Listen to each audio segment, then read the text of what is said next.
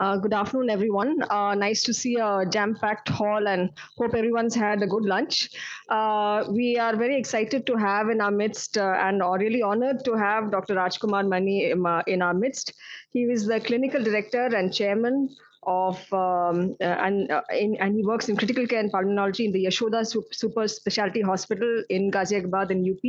He was a former ISCCM president in 2000, between 2006 to 2008 and former chief editor of IJCCM. Sir has been part and is part of several committees for developing guidelines and has several awards and research publications to his credit. I'm sure all of you who attended the clinics in the morning would definitely agree with me in saying that he's a good teacher, and so is also an examiner for DNB exams, and he has delivered several lectures. So I think one of Sir's passion has been end of life care, and one area which we feel I mean, as intensivists, sometimes people struggle with these concepts, and as you know, healthcare practitioners. So we've got people from different backgrounds in this group. We've got the nursing team, some allied health. We've got people from the legal team as well here. So there are a lot of people who are actually interested in this topic and want to know more. So I'm sure they're all looking forward to your sessions. So before Sir starts his session, some of you had actually participated in a survey, and I'll just quickly take you through the results of that survey.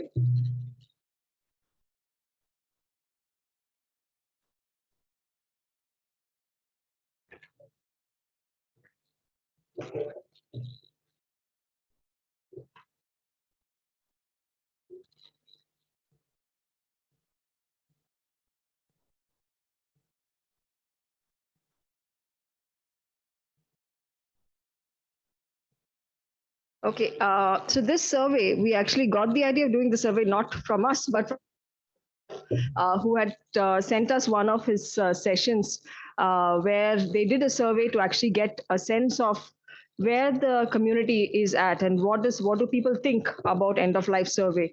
And following this survey, we will be going through the presentation. So most of the people who participated in the survey were actually in the 30 to 40 age group. So fairly young people. It's good to know that many people are interested in knowing about this and they actively participated in this survey. And actually, predominantly, I think in the 30 to 50 years of age. And it's very encouraging to note that there are participation. You can see here that it's not just the medical staff who have participated in this. We've got people from the nursing, allied health, and legal as well. So it's very encouraging to see that there is an interest in this aspect. Over 60%, close to 60% were medical faculty, and 20% were from nursing. While the majority of the participants are working in critical care or on some aspect or the other, we do have representation from internal medicine, anesthesia, palliative care, pediatrics. There's a neurosurgeon also, and many others. Actually, we break it down. The list is quite long. So this is a kind of a representation of the crowd which is sitting here today. And what you can see in this slide, there are a lot of colors out here. Close to a third are actually very young doctors. So either they were non-PGs or postgraduate registrars or senior registrars. And 20% were staff nurses, as we mentioned earlier. And we also have people for social workers and the legal team. In terms of how many have actually received formal training, they were actually about 70% said that they have not received any formal training or in any workshop in the past 5 years. But it was very interesting to know the next slide, where how would you rate yourself for soft skills and communication? Most people have rated themselves for 3 or a 4. Okay, but I think in some ways, yes, this is a self-assessment. This is how you assess yourself. And sometimes I feel in CMC also, this is one of the aspects of CMC is that we learn on the go. We learn by seeing senior faculty, doing conversations. I'm sure many of you from other centers also have learned that way. So I don't know whether it is by seeing also that you learn how to do it and you feel that you're doing a reasonably good job at your soft skills and communication. So it's possible that exposure to patients, different scenarios may have helped in improving soft skills and communication with patients and families. In terms of soft skills and communication with colleagues, also people who felt that they were reasonably good, 3 or 4. In about close to 80 to 90% of the people actually felt they were reasonably good with communication. And I hope it stays this way. I hope this is actually true. About 70-80% have decided on medical futility, and I've had to convey the same to patients and their families. So, a fairly large number of people are actually actively involved with end of life, and I'm sure are looking forward to learn more through these sessions. And again, here this is very similar to the previous question, where you're rating your skills in terms of end of life communication and communicating bad news. Again, 90% rated themselves a 3 or a 4 out of 5. Some people have actually said, in terms of time spent in discussing end of life care, it's been as they had varied responses. So I've just put a gist of the responses. There were a few who said they just spent as short as 5 to 10 minutes in communicating end of life with the families. And they say that that happens mostly in the emergency department, emergency setting, which is actually also a reality where you may have to make some difficult decisions in the emergency, and those decisions may not actually have a sit down. And most people have said about 30 to 45 minutes and involving multiple sessions, and that they would continue. Is actually comfortable with making a decision. So this was the gist of the responses which came in. I'm very interested to know. I mean, taking care of quality in the hospital. I know when NABH comes, they'll always ask, "Where is your end of life care policy?" And I'm very impressed to see that 50% of our people are aware of the end of life care policy. But I don't want to ask anybody to show me where it is. I don't know. Does anybody know where it is? Like, just a show of hands as to where is this? Because 50% have actually said they are fully aware of it and they have used it. So, I mean, I presume they have read it as well.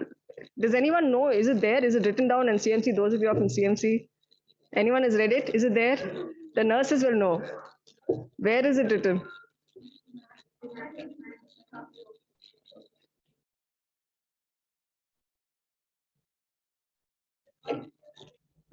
So the nurses always know the answer. So they are our saving grace and saving face in NABH when they come for inspection. But usually none of the doctors know. So I mean, if you look just for those who are here, and since we have an upcoming inspection coming up in a few months, it is actually under the QMC tab on the intranet. If you see the clinicians practice guidelines, that there is a document which details out the end of life care practices which CMC has followed, and it is based on the Indian guidelines. So most people who have decided on medical futility, most of the people involved have discussed and confirmed with colleagues and then discussed with the relevant teams. That's how majority of the people responded. And when the question was asked about if you or your loved one was terminally ill, what level of support or services would you like to have? I think majority of the crowd felt that they would prefer to be at home and not be in a hospital. But about 30% said they're okay to go to a hospital, but they did not want to go to an ICU. So even though 60% of our participants are from ICU, so many of them, I think, know what it means to be in ICU and don't want to be in an ICU setting when they're terminally ill. And in terms of final moments, most people would felt that they would prefer to be at home with their family rather than anywhere else. Moving on to bereavement support. This was something new for me in the sense, I mean, in terms of, have you ever come across the concept of bereavement support? It was just about 50% who are aware of this concept, in terms of bereavement support, which is given to families after they lose a life. And have you ever referred anyone for bereavement support? Anyone has referred in this group? Anyone has referred for bereavement support? I don't know how 50% actually said they have referred for bereavement support. I want to know to whom they referred to. So I don't know whether it was just a blankly, okay, let me finish the survey answer, or, I need to get to the last question. But it's not something which is part of our usual practice. I would think so, to refer the family. Once we deal with the patient, I think dealing with the families many times is overlooked. And I think it's a very important concept to look at. How long can bereavement support be continued? I'm glad here that there was a little more honesty in the sense that people said that they were uncertain of the upper limit. I think it needs to be individualized. It's not like an answer where you can put a limit. It depends on every person as to how much support they would need. So I'm going to stop here and hand over to Dr. R.K. Mani, who is going to be taking this entire set of sessions. I hope I have sent a link on the WhatsApp group, which has given a link to the poll EV. So please make sure you open it and put in your username and get ready to participate in these sessions. It's a very big group here, sir. So now we have to keep you all, active during the session. Please ask questions, sir. And he knows the subject so well, and this is an opportunity for all of us to learn and clarify our doubts. So please feel free to ask questions, as many questions as you want. Sir's leaving only tomorrow morning, so we have time. So I'll stop here and just start the first presentation.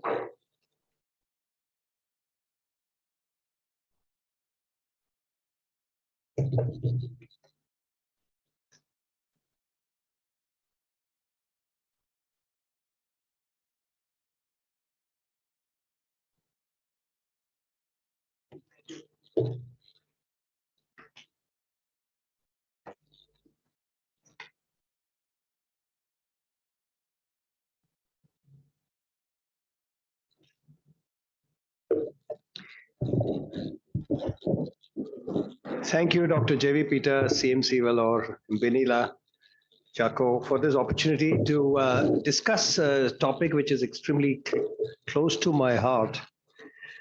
And this is a journey we started together, Dr. Ram Rajagopalan and myself. 2003 or thereabouts, we wrote the first guidelines on end-of-life care on behalf of the ISCCM Ethics Committee. It was in Dr.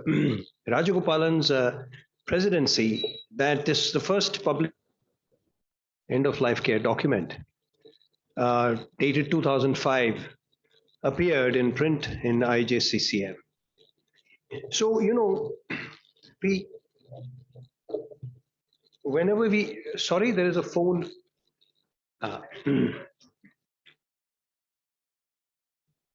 See, whenever we talk of end-of-life care, the first thing we think about is, what is the legality? I want to ask everyone a close question. See, are we thinking how best to practice medicine? Are we thinking, what are our moral guidelines? What is the ethical foundation of how we practice? Isn't that the ABC of practicing? Isn't legality quite peripheral and distant? Dr. J.V. Peter said this morning, or sometime shortly before, that we can never be complete intensivists. In fact, complete physicians. We do not understand how to deal with patients, how to relate to patients. We don't have just a transactional relationship with our patient. We have a relational bond with patients. This is something foundational. And with that, I'll look at the biomedical ethics that form the foundation of our relationship. You see, there are moral values in the society. There are moral values which reflect in our practice. And that is the bottom of the iceberg, and the tip of the iceberg is the practices. So there is a understanding of the moral values crystallized into principles, and that reflects in our practice. You see, medicine has changed a lot in the last 75 years or so. Maybe since the 50s has changed a lot, and the pace of advances has really grown. And but the pace of our understanding of the ethical basis of what we do and resetting of the framework in which we use the advances, that is, this is not true of the world, it's true of our country much more than the rest of the world. The rest of the world has caught on. There is a problem. There is a limitation. Our original expectations of advances in medicine is unrealistic. We understand. And we have reset the goals. And this publication, Beauchamp and Childress, 1979, and now 8th edition and going strong, is the classic on biomedical ethics. And these are the principlistic guidelines they set. Autonomy, benefits, and non-maleficence and justice, which we talk about a lot, but we are yet to integrate them with proper understanding in our practice. Sorry. Yeah. Oh, they already started. So autonomy in bioethics means all of this except freedom of informed choice. It's except, okay? Of informed choice is the basis of autonomy, isn't it? Freedom to refuse treatment, freedom to dictate treatment, freedom to refuse prognostic information. Now I think it's except, so now I think they've reset it. Of course, freedom of informed choice is what definition of autonomy is, all right? Freedom to refuse treatment is implicit in that freedom of choice, right? Freedom to dictate treatment, of course, not. All right? Doctors also have their autonomy, and nobody can dictate to another. That is not the freedom that is implied in autonomy. So you can't hand to a patient a menu card to tick and then you follow that in your practice. That is not what is autonomy. So I'm glad a lot of people have reset it and is growing. The vote for freedom to dictate treatment as not forming a part of autonomy is increasing. And freedom to refuse prognostic information, yes, it is not zero, my dear. Freedom to refuse prognostic information is also a freedom of choice. So it is not that if you can impose something on a patient who doesn't want to hear it and wants to relegate or delegate that to someone else in the family or even to your. So autonomy is actually opposite of paternalism. There was a time when in the prior to the 1950s or around that time, doctors knew everything. They talked down to patients and patients were expected to comply. All right? And you were like a father and you are not to be questioned. So all that has changed, obviously. So it's a more horizontal, more even relationship. At least hopefully, this is how we have grown since the 50s. We have learned to accept our own independent agency. We have learned to relate to the doctor as equals. And therefore, it is anachronistic to continue to be paternalistic toward your patient. Of course, nothing is absolute. There are situations where you might have to be, but by and large, your attitude is not of paternalism, but of an equal relationship. So you see, autonomy actually indicates authority over one's own body and person. That is the basis. There is an agency, one's own agency. And there's a right of free choice. That is, it is not a choice under certain coercion, okay, under certain distracting influences, under certain untoward influences. However, this doesn't preclude persuasion. Okay, coercion is something else. Coercion is, forcing somebody, okay, bullying somebody or manipulating somebody. Okay. However, persuasion is something that you do, appealing to reason, appealing to understanding. This, of course, a physician is expected to do. So respect for persons' values, wishes, preferences is the new norm of equality. Consent and refusal of consent flows from this principle. So what does it really mean in practice? It means a patient has the right to be fully informed and you are expected to do truth telling. and give complete information, not withhold anything for any interest. And right to privacy and confidentiality also flows from your respect to the person. And this is the basis of shared decision making. That is, there is a certain level of equality, evening out of the power gradient between the doctor and the patient, and you arrive at a decision together. Anyway, this is the idea, okay, of respecting autonomy. So, but if you become incompetent or incapable of comprehension or exercising your free choice, that doesn't mean you lose that right to autonomy, but you can express that through an advance directive or a legally appointed healthcare proxy, or in the absence of all this, the natural next of kin or surrogates or next friend. Now, beneficence means all except duty of care to always act in patient's welfare, to maintain physiological status of the patient at all times, to elicit values and wishes of the patient, to provide emotional and psychological support to the family. So except, yeah, except is confusing them. So you see, duty of care is always to act in patient welfare. That's what, from the Hippocrates times, that's what we've been saying. I will always act in the patient's interest. Okay, that is the solemn oath we are taking. To maintain the physiological status alone. We are not just carers of the body, we are carers of the person. The person and the disease is in the person. You are not identifying somebody as a disease entity, okay, as a code.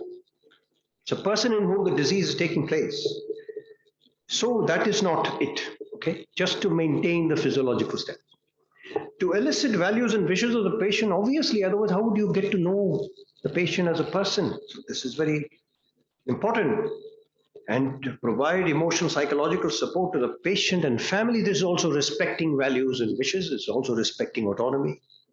And this is also beneficent. Beneficent extends to the patient and to the family secondarily. Beneficence means you must do good. It's not just not to just do harm, but you are to not to do harm, but it is to do positively good. So the essential duty of care, beneficence is the essential duty of care. That is been our expressed and unexpressed covenant that I look after you, right? In all times. So to benefit the patient and to welfare, to promote the welfare of the patient. So cure sometimes, but to care always. Okay, that is again an oft used phrase which we must remember. Physician is obliged to prevent harm and to remove harm as a beneficence, and differs from non-maleficence in combining action with intent. If you come to non-maleficence, it's the intention of never to do harm. In beneficence, you have to actually promote good. In case of dying patient, dignity is and stated preference. Okay, that has to be maintained as an act of beneficence. So this is protection of rights. You protect the patient's rights. Okay, that is a promotion of good, as is meaningful to the patient. And then the principle of utility demands that you weigh harms, because there's hardly any intervention without potential harm. The potential benefit and potential harms should be weighed carefully. And it should tilt in favor of beneficence, obviously, and the harm shouldn't be too unreasonable. So non-maleficence is, of course, we are always told primum non nocere, that is, don't do harm. Don't inflict harm. So this is a sort of attitude of the physician not to do harm, the first instinct. Non-maleficence, is an attitude. It's a duty of care, of course. But it doesn't do anything positive, as in beneficence, it's obliged to do something positive. So the obligation not to harm according to non-maleficence, scores over the potential to do benefit. Okay, the first of all is chew harm as far as possible. And in the rule of double effect, when it comes to a dying patient, when you have to use drugs which may potentially harm or hasten death, the rule of double effect is if you do not intend harm, you intend to do good, then it is decriminalized, even if it does harm. The foreseen harm actually happens, doesn't hold against you if it's very clear that your intent was to relieve suffering.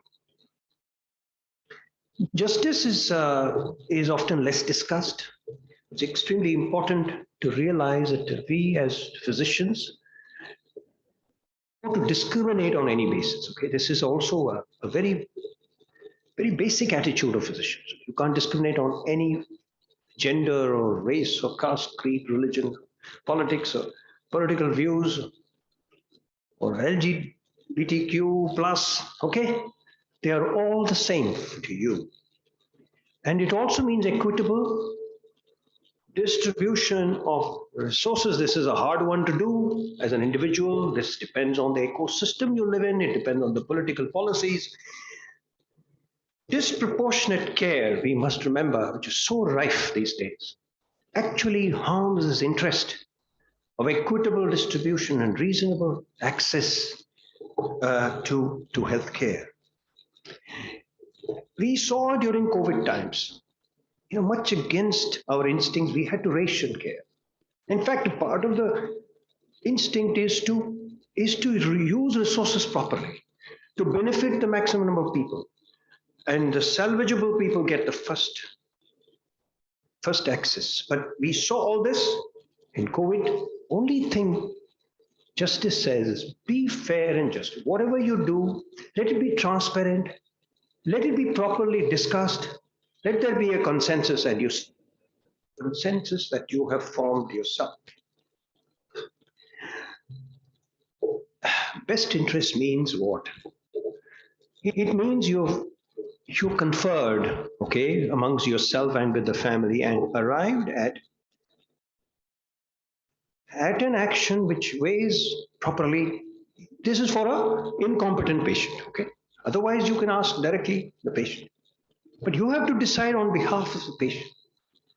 Then you have to use the best interest principle. What best fits with all these principles that we are talking for in view of the patient. So this is extremely important when you're deciding on behalf of the patient. So you can come to the problem of dignity in death. And death has got hugely complicated, as Atul Gawande has so eloquently described through cases and his own experience of dealing or helping people in facing death. And how very paradoxical it has become in modern times. We have, the more healthcare has advanced, more complicated and very alarming death and dying has become. The dying experience is become formidable. It's become alarming. It's become actually a fear. Right? So dignity in death is an issue we are facing every day. In ICUs, death is inescapable, right? 10 to 30% or more, 40% are dying, depending on the case mix. In certain situations, it is very high. Even the most recent surveys on septic shock patients shows 46% mortality this day and age. ARDS, although we have changed a lot, improved a lot, 30%, 35%.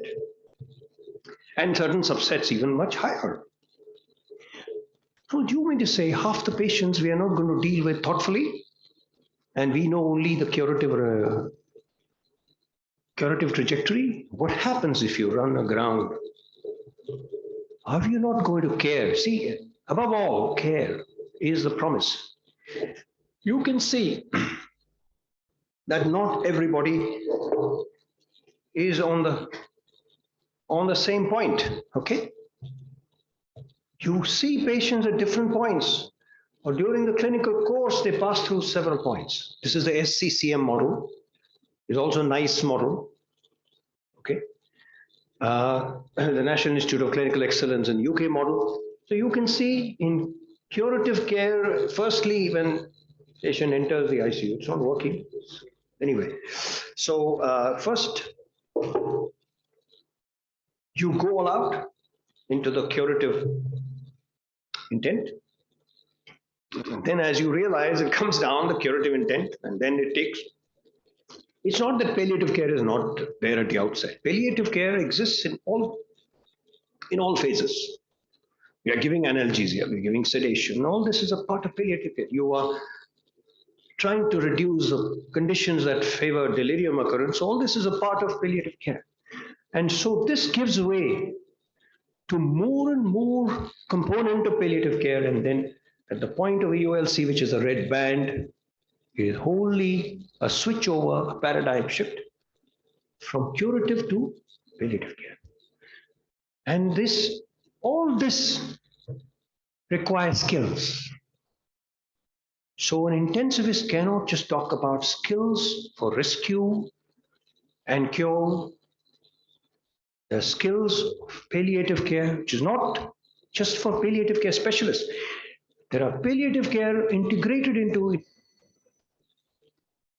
There is the PAL ICU, the consensus document, right? Palliative care ICU. So you have all that, you have certain skills we'll come to, and then there are certain skills. Now, COBAT-TRICE is the European consensus model for competencies in intensive care. There are 46, maybe 47 of them. 6 or 7 of them are dealing with all this. Palliative care, EOLC, and post-bereavement care we talked about. We all claim that we are all, half of us are aware of bereavement care, but when it comes to actually doing it, well, we need new skill development. So disproportionate treatment is rife and is harmful. Now, there are many studies from Belgium, Ruth Byers, one of them, and there are large-scale transnational surveys which showing that there is excessive treatment going on at every stage, excessive diagnostic tests. You know, that started another movement in the US called Caring Wisely movement. Caring Wisely movement, which with every specialty they have looked at where we are doing excess. For example, the ICU, we may be doing routine X-rays, excess of blood tests, blood transfusions, and so on and so forth. So disproportionate treatment in the ICU is rife, and it harms the patient by prolonging death and the dying process, and it's against the ethical principles we just now touched upon. The family, it causes dissatisfaction, great emotional burdens, economic distress, and post-traumatic stress disorder, which can last a lifetime. Because for them, see, the memory lingers and lasts a long time, the manner in which the patient dies, the loved one dies. The caregiver is not spared. There is a moral distress. There's something called compassion fatigue. You know, you have this meaningless, pointless treatment going on. You get a fatigue. You get desensitized. You become hard. And you want to leave work. You get tired. And of course, to the whole health system. Health systems, you know, become chaotic because of misutilization of resources. We must know the definitions. Now, for a long time, we were just taken up with that one word of euthanasia and thought everything that we are doing in terms of an EOLC is in that zone of euthanasia, which is a pariah word, pariah concept, and we will be harmed, we will be culpable. Unfortunately, ignorance breeds a lot of fear. We must be well informed firstly. So see this document, this is a consensus document among experts in the field under the aegis of ICMR, published in 2018, I think. Yeah. And see, there are 25 definitions. Be well informed. We can't put infection, sepsis, severe sepsis, septic shock, everything in one basket, right? We have got such definition. We can't put all the stages of cancer under one basket. You can't do that. So similarly, there is a gamut of treatment limitations with their own definitions and understanding. For example, terminal illness is irreversible and incurable disease when the death is expected in a foreseeable time. End of life care is a time when we shift the paradigm wholly to comfort care and palliative care. Similarly, euthanasia is an intentional act of killing at a voluntary request this day and age. Don't confuse Nazi times, okay? This day and age, it is medical assistance in death. It's the name itself has changed. So euthanasia should be confined to the dustbin of history, and that's all. Active shortening of the life process is not allowed but that is done willy-nilly in the ICU. Maybe in a 1 or 1.5% of cases, according to surveys. It's a non-voluntary, the nurse or the doctor gives extra injection, active shortening, intentionally, so that is not to be encouraged. And then withholding is not starting a process of intervention. It could be any form of life support. It's not just ventilation. It is dialysis, it is vasopressors, it is antibiotics with the curative intent of an infection. It is, of course, ECMO. It is, of course, left ventricular devices. All this also come under the fray. Okay? And withdrawal is once you place them on board, then you interrupt the continued sustained intervention when it's. All are true of the treatment withdrawal except any intervention can be withdrawn, including artificial nutrition.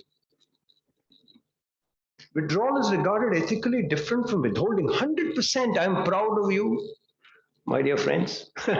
So this is a very most important point. Withdrawal is regarded ethically different from withholding is not true. Should be the result of shared decision making between physicians and family. Does not constitute euthanasia. It does not constitute euthanasia even by Indian legal opinion, which was published in 2006 by the Law Commission of India in the 196 report. It clearly says in the opening lines, in the preface, I'm very tickled to say that the then President Ram Rajagopalan's name and my name and my friend's name, Rajesh Chawla, really appeared in this Law Commission's report, and the opening line stated that they are not suicide or they are not euthanasia, withdrawal and withholding as applied to end-of-life care, treatment limitation by due process. So you see, withdrawal and withholding, this is in a nutshell graphically. See, they themselves, withdrawal, withholding themselves, in themselves, don't become justifiable or unjustifiable. Beauchamp and Childress have clearly opened up this conversation. Said the basis of doing this, either of them, withdrawal or withholding, what? That the care, the intervention has become pointless. Futile is a word I don't use often. Futility is an absolute word. Whereas potentially inappropriate or non-beneficial or disproportionate are the words more and more used these days. Now, when by a due process you've understood that they are non-beneficial, they are pointless, and they are doing more harm, they are creating burdens to the patient, whether it's withdrawal or withholding, both are justified. They are equally justified.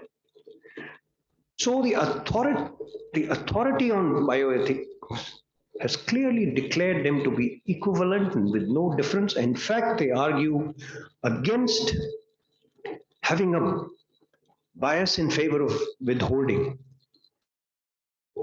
because you can either undertreat the patient, because you are afraid of withdrawal once you give a trial of intensive care, then many people potentially who can benefit from intensive care, you have prematurely foreclosed intervention. Okay, in the majority of cases, there's a gray area. You do not know what's going to happen. So you don't have a chance to try something. If you don't allow withdrawal, there's a big risk of overtreatment. Once you put the patient on and 2-3 days later you discover this is not going to work, then you say, no, I can't withdraw. So these are untenable positions. More and more papers are coming out, which is talking about ethical environment. Okay, surveys have been done. These are based on questionnaires of caregivers, okay, professional caregivers, and what they think about the milieu they are living in. Awareness of ethics that reflect in the policies and practices. Okay, this is one feature. Not avoiding questions of ethical dilemmas, facing up to and resolving ethical dilemmas at the leadership level. Leadership is reflective. Leadership is not squeamish about facing them. So this is what an ethical environment means. You can look at all this. These papers are also from Belgium.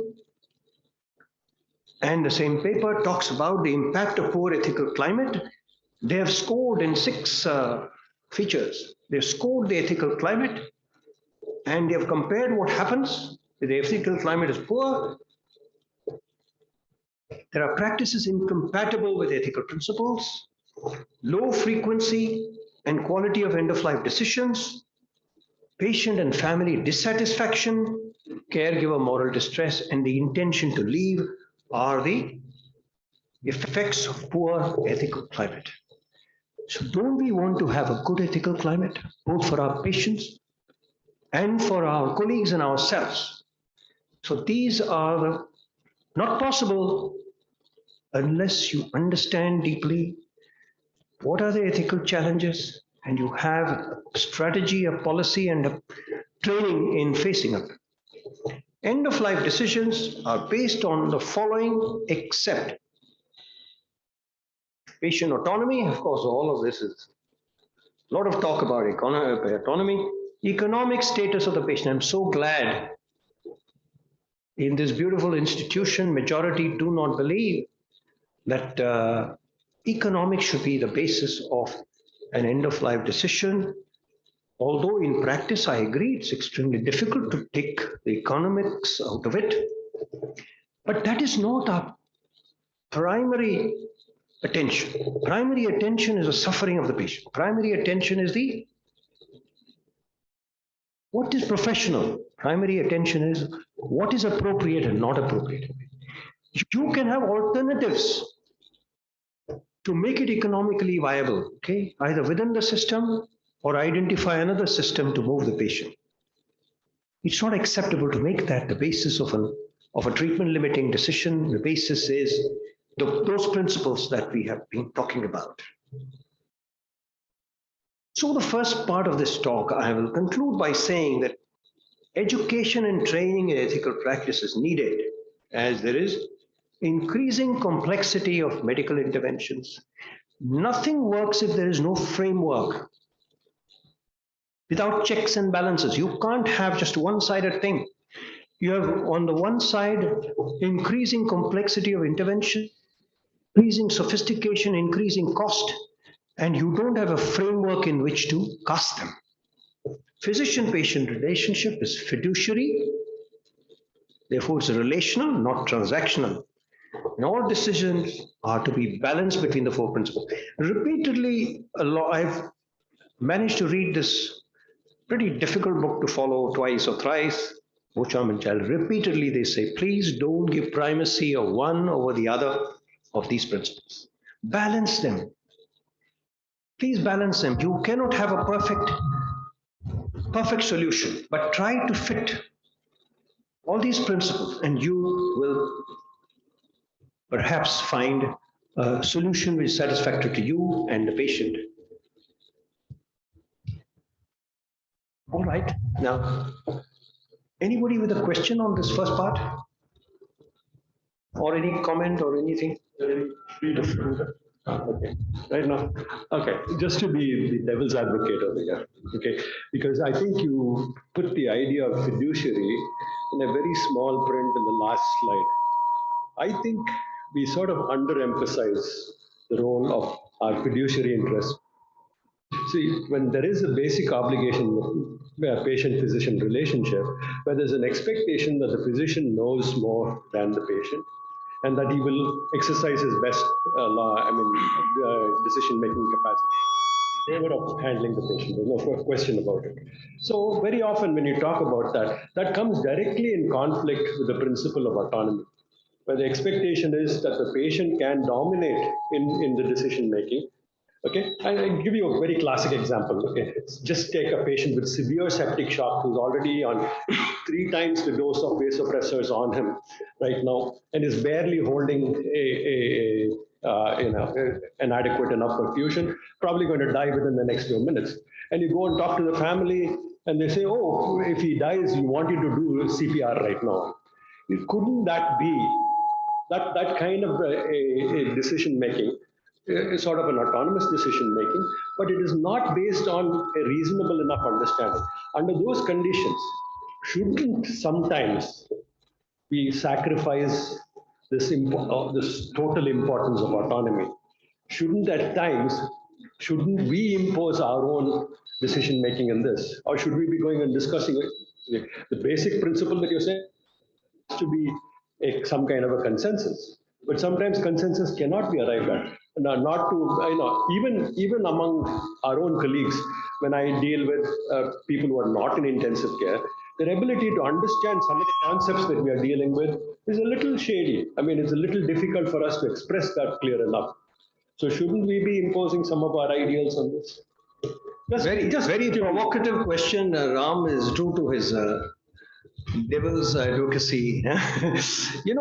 What is implied is, look, autonomy isn't dictating to the medical team that we said in that question also.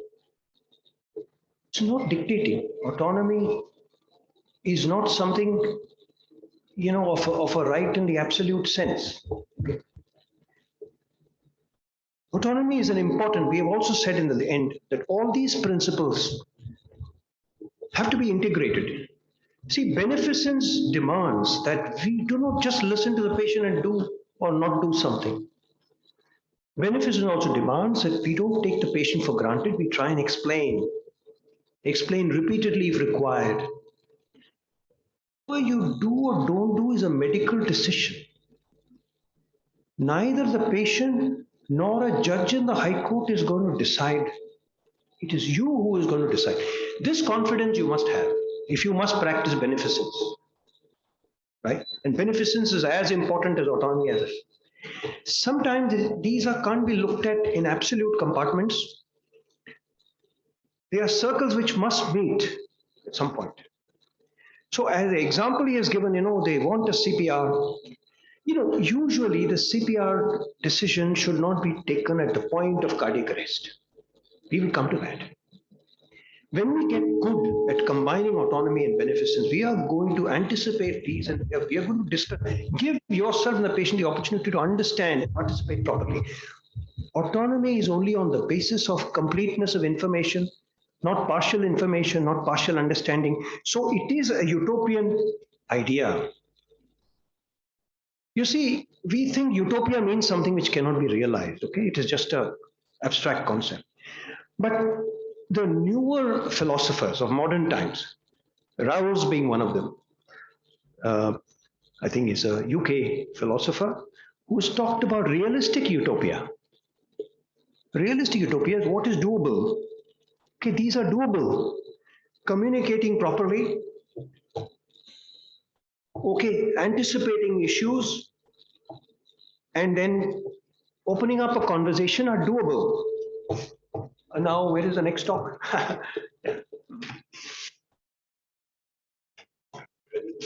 Basically, I raised this point just to make the idea as much as you have these tools, you are not absolutely very clearly you have another obligation that creates a conflict. Okay, and that is the point that I was trying to raise. I think we need to look at it in balance. We do have that, and somehow we seem to forget that our basic issue in our physician-patient relationship is the fact that we are intending to do good for the patient, not necessarily something that they will understand on a consistent basis. Sometimes we do need to impose our own points of view. And that need not be a stepping on their autonomy.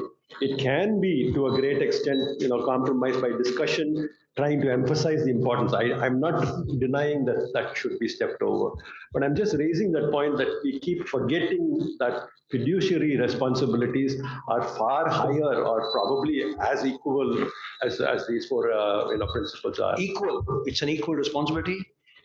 We have repeatedly said transaction between doctor and patient is a small part. It is a part. I don't deny it. But the major part is a fiduciary relationship or a relational bond. Okay, it's not transactional bond. So this is the basis of what we are talking about as caregivers. We are not just somebody who does a job and goes away. He takes responsibility. He or she is taking the responsibility as a parent would. Okay, that's what fiduciary means. Now, interpretation, application of legal aspects. We are all always worried about the law, but I say that the decision making in medicine as a whole and in critical care, of course, is subject to three. It's a three-legged stool: ethics, professional values, okay, and understanding, and legality. So if you just take the two legs out and just look at legal only, it can't stand. We talk legal because we are afraid of the law. Whatever you don't understand, we fear. And we do not integrate the other two important tenets in decision making. Every decision that you take, forget about critical care, every decision out there in the outpatient clinic or anywhere else, even in the community, you've got to take an ethical decision. You've got to take according to professional guidelines, as close as you can get to it. And you have to see the legality in certain situations, of course. Now, there is a lot of statutory force also to the decision, to the legality of treatment limitation. Why do we need it in the first place? Why do we need a law? Okay, because the mission of critical care is to reduce suffering. Okay, Cicely Saunders was the pioneer of the hospice movement. She started in St. Christopher's in London in the 60s, I guess. And she talked about 4 pains, okay? Physical, emotional, psychological, and spiritual pain. So the mission is to reduce or to mitigate or to prevent as far as possible pains of these. And then we know the realities of technological advances. They seem to be increasing all this rather than decreasing them in a substantial proportion of our patients. And it's about individual rights and privacy. That's where law comes in. And human rights as per international law also. It's not just about local, our own laws.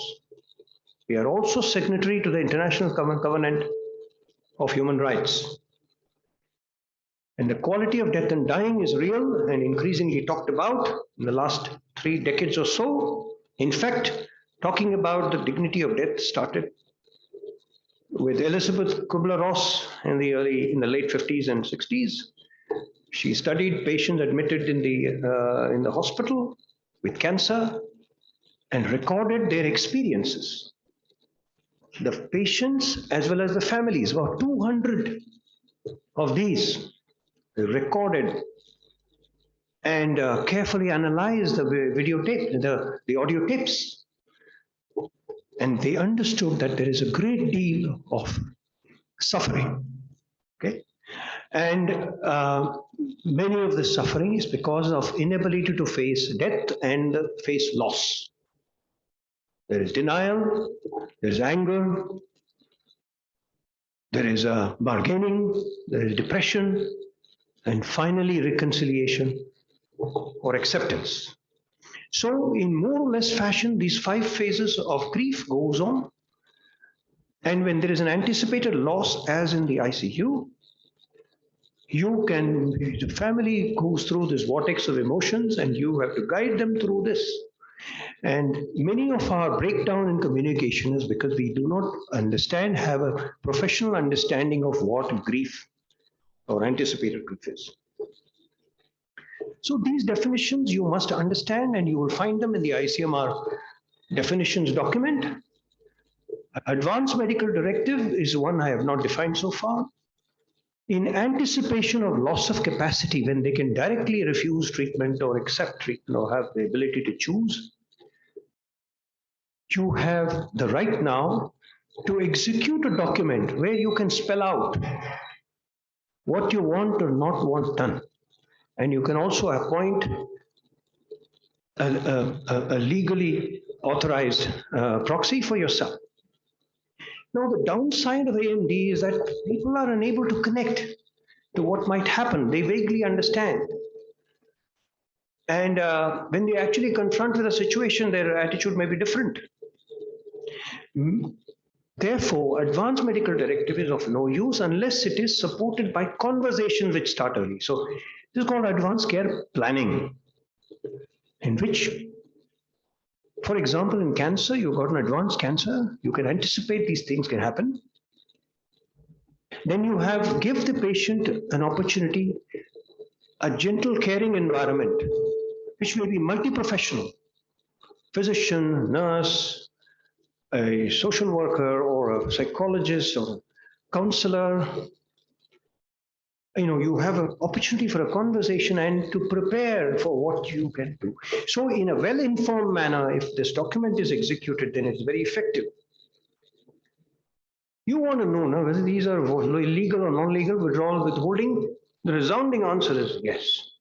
And I have reasons to say so, having worked in this field for the last 15 or so years about law, right from 2005 onwards, when I approached the then Law Commissioner of India, Justice Jagannatha Rao. I went into his home and I started to talk to him about limitation of care. He said, "Doctor, no, not this. Can't do it.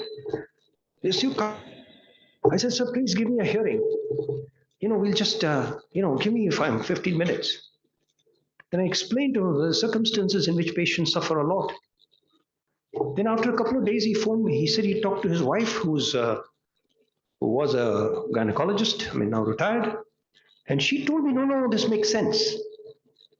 Okay, then Ram had come down to Delhi. We had a first conference of sorts on end-of-life care. We invited Justice Jagannatha Rao. We invited the then law minister, and some media persons and interested intellectuals. And after that meeting, he took interest in this field. He said, "I'll produce a document in 6 months on end-of-life care." So the Law Commission report emerged from there. 196 report. This was followed by 241st report after the Aruna Schonborg judgment in 2012. They clarified very clearly. The treatment limitation has got nothing to do with suicide laws. It's got nothing to do with murder. It's got nothing to do with euthanasia. So Aruna Schonborg is another landmark case. Unfortunately, it didn't help us much on the ground But at least in principle, it showed. Aruna Shanmugam, you all know, she was on for 42 years and she suffered utmost indignities, although cared for by hardworking nurses. This wasn't perhaps the way she wanted to continue with her dying process for 42 years. Okay. We never talked about what she might have wanted. Okay. And even in this judgment, they never talked about what she might have wanted or what her rights are. We only talk about one thing, the right to live or not to live. That's not the point. Are you condemned for the sake of Article 21 to die a miserable death which you don't want? And to be artificially sustained? That question we never addressed. We only talked about euthanasia. So the point of reference was all wrong. And the judgment had a deep prejudice and distrust of caregivers of all kinds. Doctors as professional caregivers, family as ordinary caregivers, they did distrust it. But these are the people who are facing the flak. You walk out of the ICU, you see the dozens of family members, sitting there day and night, okay, eagerly awaiting some kind of news, some kind of information. They are in so much distress. Are these people all the time trying to do in their patient? And we see doctors distraught.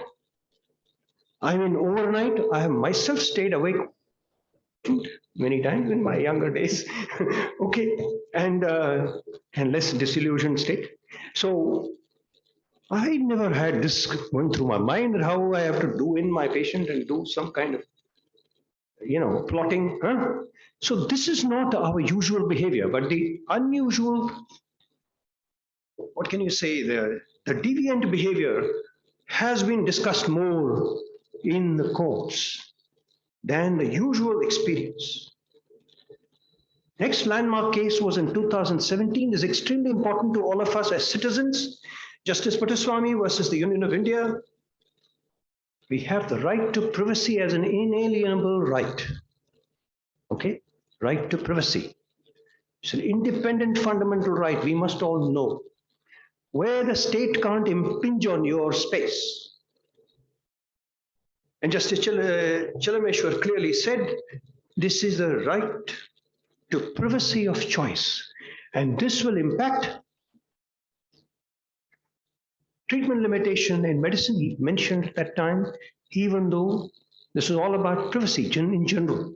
But he mentioned in a judgment that this has a significant impact on treatment limitation decisions in medicine. Very important judgment, Common Cause versus the Union of India in 2018. In 2010, Justice Mohta, a retired judge of the High Court, I think, he contacted me. He said he belonged to the Common Cause NGO, which uses PIL as a way to represent people's causes and rights. And the 196 report of the Law Commission said, AMD, this Advanced Medical Directive, should not be allowed in India. Same thing was said in 241st report, Advanced Medical, they have misgivings about Advanced Medical Directives. But they overturned that view, the judgment, they said, it's a fundamental right. Autonomy is a fundamental right, like privacy is a fundamental right. And both together imply that you have the right to refuse treatment. We already have we have consent and the right to refuse consent, but this is now a constitutional right as well. They laid down some complicated guidelines for practice. We'll come to that. What is the problem? The problem is the legal thinking seems to be worried about a premature closure of the attempt to cure. Okay, we all have this fear. We may be jumping to a treatment limitation decision prematurely when the patient has a chance. So we have a self-fulfilling prophecy. We think such a situation is going to end in death, and so you do treatment limitation, actually the death takes place. There's one fear. You're worried about the right to live. Are we infringing any right to live? The presumption of untrustworthiness, as I talked about, the perceived legal vulnerabilities of the caregivers, And this, the last one, is a driving force for all our questions. But what is the legality? What is the legality? You see, even in common law means that which is based on precedent and common sense. You don't have to have a statute, you don't have to have a legislation. For example, consent is absolutely, a process that cannot be violated. Okay, where does it come from? It comes from the principle of autonomy, and it's also called It's not just a ritual you go through and get a signature. It is a process by which you inform in a language they can understand. And implicit in it is the common law right to refuse. If you override treatment refusal, you are liable for trespass. Please understand this. You cannot override under any circumstance, even if you're doing good, you're a good Samaritan, that won't hold in court. Criminal liability does not exist for treatment limitation decisions. It's been said right from, I think, Aruna Schonbach to this. So I must say, Justice Mota, when he contacted me, he asked ISCCM to be an impleader in the judgment of common cause, which we did. We impleaded and we succeeded 8 years later by having the legality of AMD and withdrawal withholding established. In both judgments, they said there is no illegality of omission. By not intervening, you're only omitting to do something. Even when you withdraw, you're omitting to which you think is not appropriate. When there is no intent that can be established, it cannot be murder. Okay, this is the law as it stands. On the ground, sometimes police catch you for some murder and all that, file a suit, but you can defend. You have to establish intent. And then there is a section 92 of the IPC which protects you. And there are other sections as well, 88 or 82 or whatever. So there is a process for advance directive. It goes through a court process, through attesting witnesses, and then JFMC, JMFC, judicial magistrate of the first class has to sign and so on. There's a 3-tier process prescribed for a treatment limitation decision in the ICU. And all these are obviously not tenable, not doable. So this was an article from me at that particular point in time, passive euthanasia judgment. It's regrettably called passive euthanasia. It should be called withdrawal withholding decisions. Laudable in principle, but problematic in implementation, because the Supreme Court is obviously unaware of the various scenarios in critical care. It's only aware of PVS, to the state. So contextually, it has prescribed something which is going to take months or years for fruition. Whereas most decisions of treatment limitation in the ICU are done within the first week. There are scores and scores of papers on this. My own paper in 2009 in ICM also revealed that most decisions are taken in the first week, and almost all the decisions in the first 2 weeks. Some decisions are taken, outliers, 2, 3 weeks, 4 weeks, but no longer. It doesn't take years. It doesn't give you years of time. And that is the time when the family and the doctor both are hard at work at the patient. Who is going to have the time to go to the court?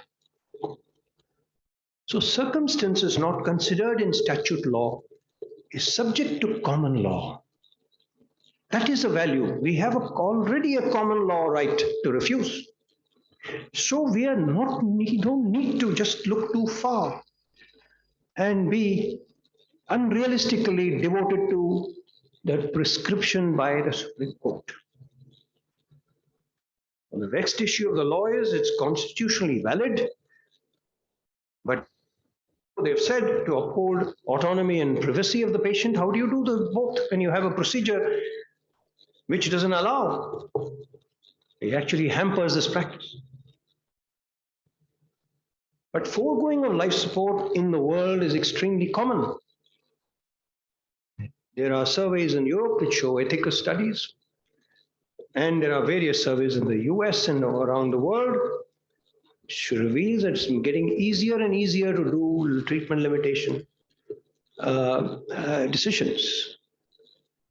And 70 to 90% of ICU patients receive a treatment limitation decision. This is increasingly, it is becoming true of Middle Eastern and South Asian countries. Even in China, it's up to 50%. In Hong Kong, it's maybe a bit higher. In Singapore, it's 50, 60%. So let us understand where we are. The Indian data are sparse. Now, if you can see, this is the meta-analysis published in Intensive Care Medicine in 2015. You can see the meta-analysis shows the treatment limitation. Black bars are withdrawal decisions. The gray ones are withholding decisions. You can see majority of the countries say having withdrawal decisions far excess of withdrawal. Again, it shows that withdrawal is not something a bridge too far and withholding is easy. It is our understanding, the ethical understanding and the legal understanding in the country. In Israel, why is it all gray? It's because by religion, they do not believe in stopping an ongoing life support, which they have overcome. This religious, what do you call, rule, they have overcome by adding an interrupter to the ventilator circuit. So if you have an interrupter, a few seconds, it is no longer technically a continuous support. So you are able to withdraw. So it's not that withdrawal is not being done, it is being done a bit differently. We cannot argue the point that we are culturally different, there's something exceptional about India, so we can't do it. When so many countries are doing, the suffering is the same. We must have a decision, proper understanding of treatment limitation, and we should not just hide behind the fact of culture. We think and we prescribe and we practice withdrawal and withholding. I practiced for the last at least 15, 16 years. Very regularly withdrawal and withholding, because I think it's about patient right. Patient has a right to refuse treatment, and we must follow medical ethics equally, if not more than law. It's about weighing benefit versus harm. I cannot practice good medicine if I don't weigh benefit versus harm. Our EBM talks ask for it, okay? Weighing benefit versus harm.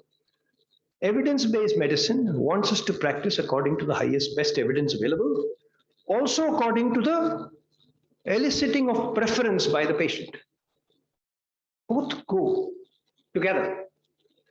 EBM is not just you thrusting some treatment on a patient, not at all. So the court says you must base the decision not as an individual, not unilaterally, but it should be a collegiate decision by a reasonable body of medical experts.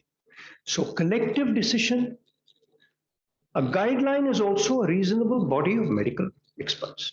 We've got ample number of guidelines available, Indian, and it is about decision making after cogitation, says the law, says Supreme Court. Cogitation means what? It is an SDM, shared decision making between family and physician group or caregiving group. So how do you translate this law on the ground with this handicap of a procedure which is untenable? We say we follow the spirit of the law than the letter, because if you don't follow the spirit of the law, that is worse. Okay, if you follow the spirit, then you run aground in procedure, then it is not following the spirit. Refusal of consent to initiate a intervention or continuation of an intervention is basic. It's even common law. We don't need the Supreme Court judgment. And there is a duty of care we must follow. It is essential it is invariable you have to follow beneficence and non-maleficence. How can you follow beneficence if you allow excessive burden to continue which are preventable? How do you follow non-maleficence when you know the patient is going to suffer and you introduce a big intervention? Not only the family may get destroyed, okay? You put a patient on ECMO, which is not indicated. Family may get destroyed. The other generation may get destroyed. 40% of families in this country, after entering an ICU, go in debt. This is the data, the National Sample Survey. Majority of the patient families are spending 100 times their monthly salary. There are stark data. Okay, either you have no access to healthcare, this is a paradox, no access to healthcare at all, or if you have the money and access to healthcare, or you have partially the money and access to healthcare, you run into this kind of expense which is not justifiable. So it's something to think about. And precedents and practices around the world, we must look at around the world, what are the practices? And what is the recommendation by our own professional bodies, by our own statutory bodies, okay, and organizations, institutions. So the consensus for standard of care with regard to excess treatment, inappropriate treatment exists by worldwide position statements, Indian position statement, ISCCM, Indian Society, Indian Association of Palliative Care, Indian Association of Pediatrics. Recent Indian publications, FICCI elicit, the Blue Maple of Manipal Group of Hospitals, ICMR, and All India Institute as an institutional guideline on end-of-life care. End-of-life care in India, a model legal framework I've been working. elicit is a end-of-life care in India task force formed by members or representatives from 3 societies, professional societies: Indian Society of Critical Care Medicine, ISCCM, Indian Association of Palliative Care, IAPC, and Indian Academy of Neurology. So myself, Dr. Nagesh Simha from IAPC, and Dr. Rup Kursahani, a neurologist from Indian Association of Neurology. Dr. Nagesh Simha is a palliative care specialist and the MD of Karunashraya Hospice, one of the best hospices in the country in Bengaluru. So we formed this elicit. FICCI is Federation of Indian Chambers of Commerce and Industry, put together, framed these guidelines for the private hospitals of the country. Please look at it. It's a consensus process. We have also worked with the Vidhi Center for Legal Policy, which is a legal think tank which advises the government on various matters. And we've worked with them for the last 5 years. They framed this model end-of-life care policy. Please look it up. It's on the net, version 2. And it's a consensus document by consultations across the country. Okay. Delhi, Mumbai, Bengaluru, maybe Kolkata. Okay. All these places, they held consultations. They also invited lay public, invited legal opinion, okay, and formed a framework. We must understand that time-limited trials are extremely important in the ICU. Majority of the times, we must have this humility that we don't know everything, right? That is extremely important in medicine, to practice and question ourselves in time.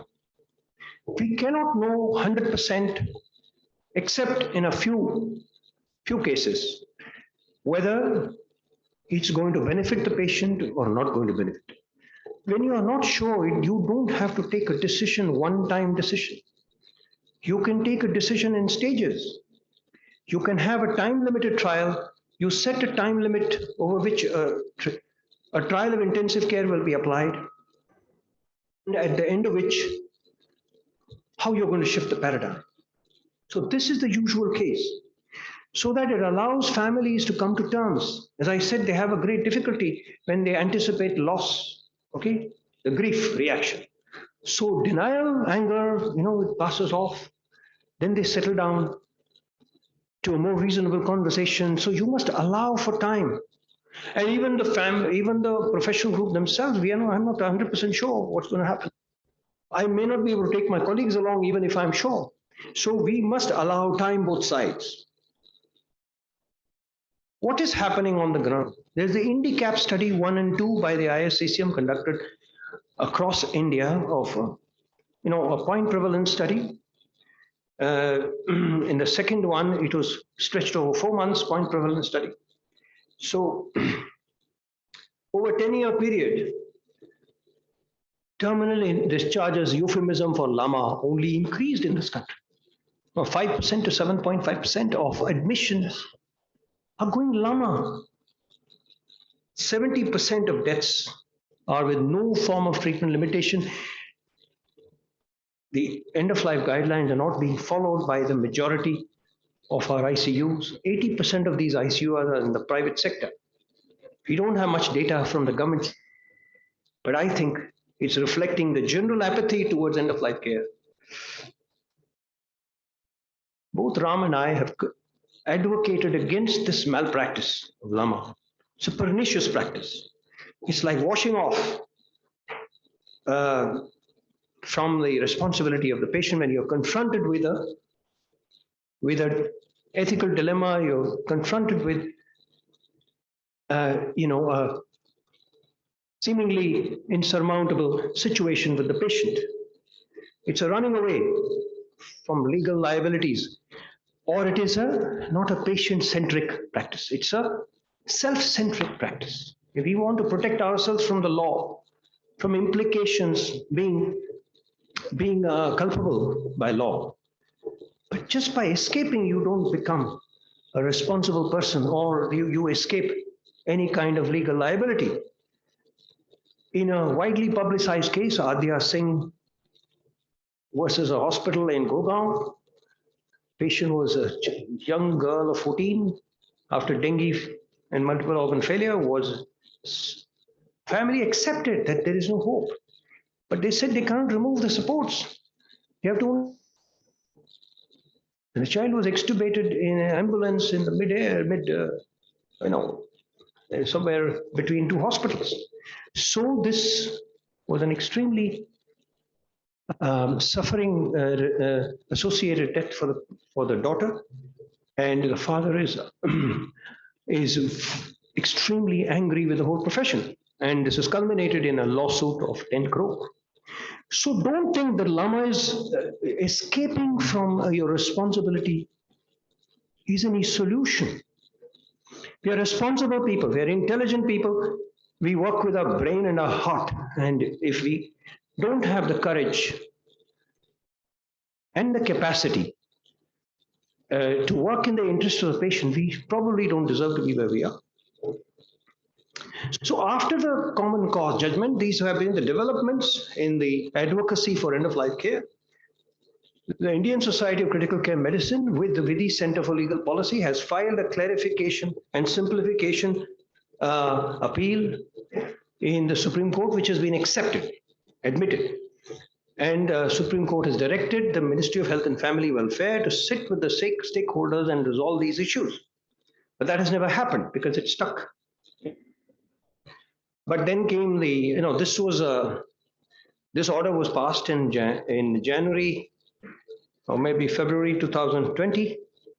Then came COVID, and this has got, the Supreme Court said within 10 days this meeting must take place. Even we got a notice, but then came this COVID things and it got stopped.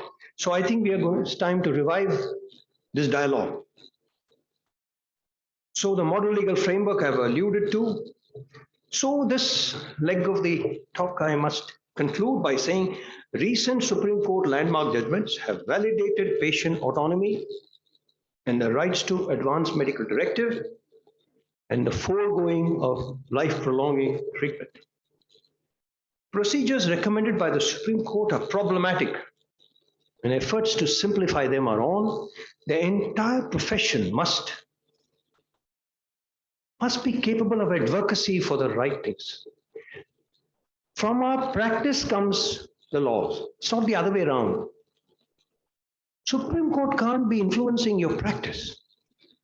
Your practice, your accepted norms, your ideals must influence the Supreme Court and the legislation. bodies have laid out pragmatic procedural guidelines in line with the rest of the world. So be proud of the fact that our professional guidelines are in keeping with the latest, with the best models in end of life care.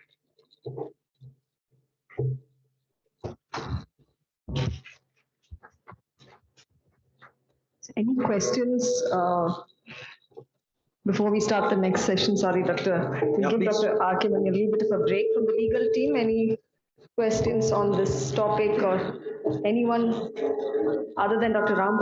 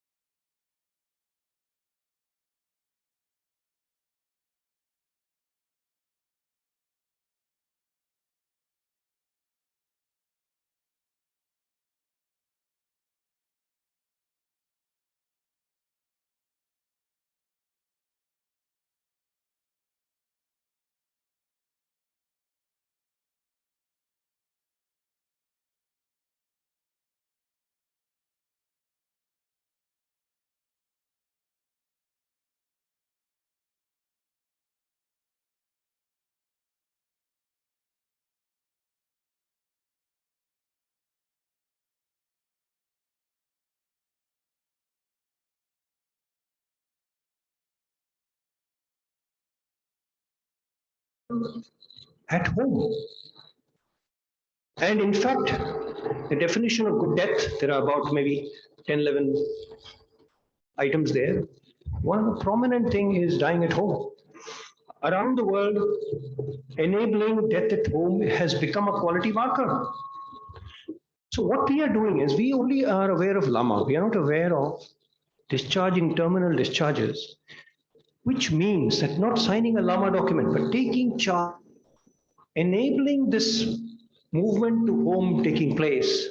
Many times it means that you extubate the patient at home. I'll give you an example. And enable palliative care supports. What happens is, you go LAMA, you have no palliative care support, you don't have any emotional support, nothing. You are just left on your own. You're forlorn, you're then thrown to the road. So we have to understand what terminal discharge means, how to enable it. There are many papers on this. There are, I think, terminal discharge papers from Denmark, from Tunisia. Nothing from our country. We only know LAMA.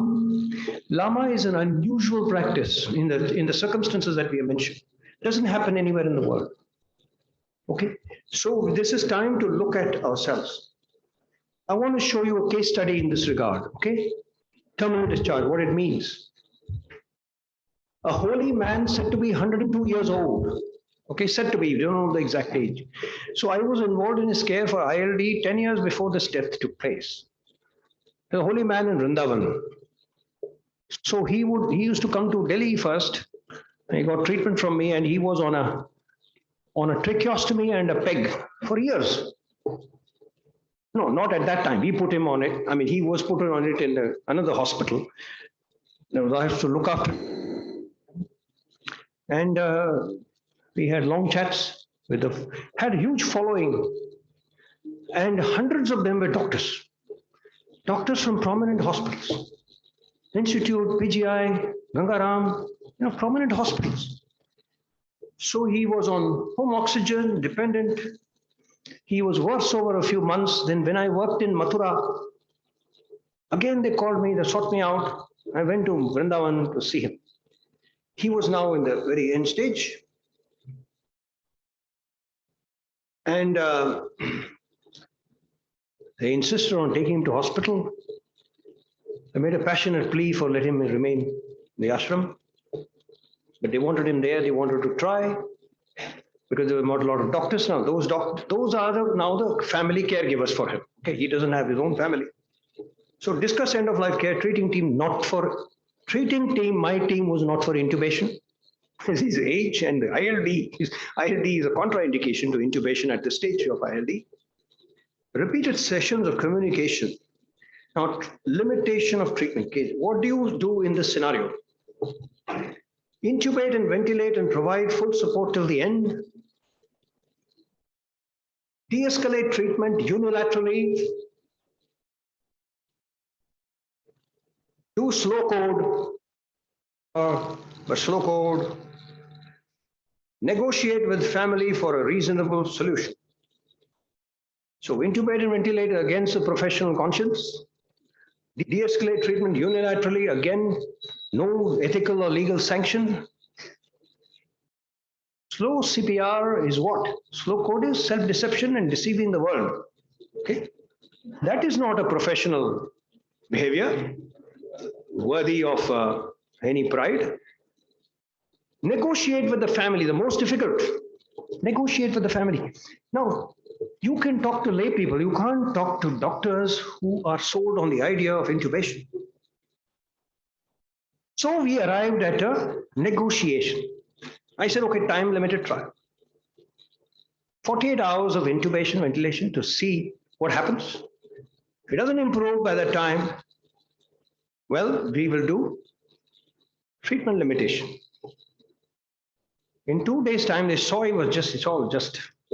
Grimly they could see it's a pointless thing. They said, sir, discharge him home, discharge him to the ashram. We have to do many things. Let's take him to ashram. I said, very good. This is called terminal discharge. So my team went with the patient to the ashram. There we extubated him. And then patient wishes for burial as per Shastras.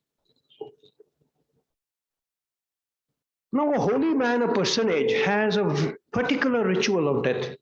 Okay, ritual of death is extremely important. The ritual is that, as far as possible, he is put in Padmasana, lotus pose, and buried like that. This is a second personage. I have treated another big personage in Delhi. This is the way they are buried, and that is supposed to be their auspicious way to go. Under chanting mantras, there are various, actual rituals. So this was the position in which he was buried. Would this have been possible on a ventilator? Would this have been possible after the death you transfer him with all the rigor mortis? So dignity in death is also contextual, circumstantial, culturally sensitive. See what I mean? Death is a meaningful occurrence. It's got a social and spiritual context. If you say Ethicus 1 and 2, there were surveys in Europe 15 years apart, across 35 or more countries, huge number of ICUs.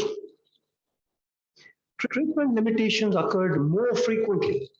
From 70% to 90% it grew in these 15 years. And fewer people had death without limitation. If you can see, withdrawals took place more frequently, 50% versus 40%. Withdrawal 38% from 14%. Fewer people had failed CPR, that is, more people had DNAR decisions. Fewer brain deaths were there. This is happening. If there are complexities of decision making, all our colleagues across the world should share the same complexities.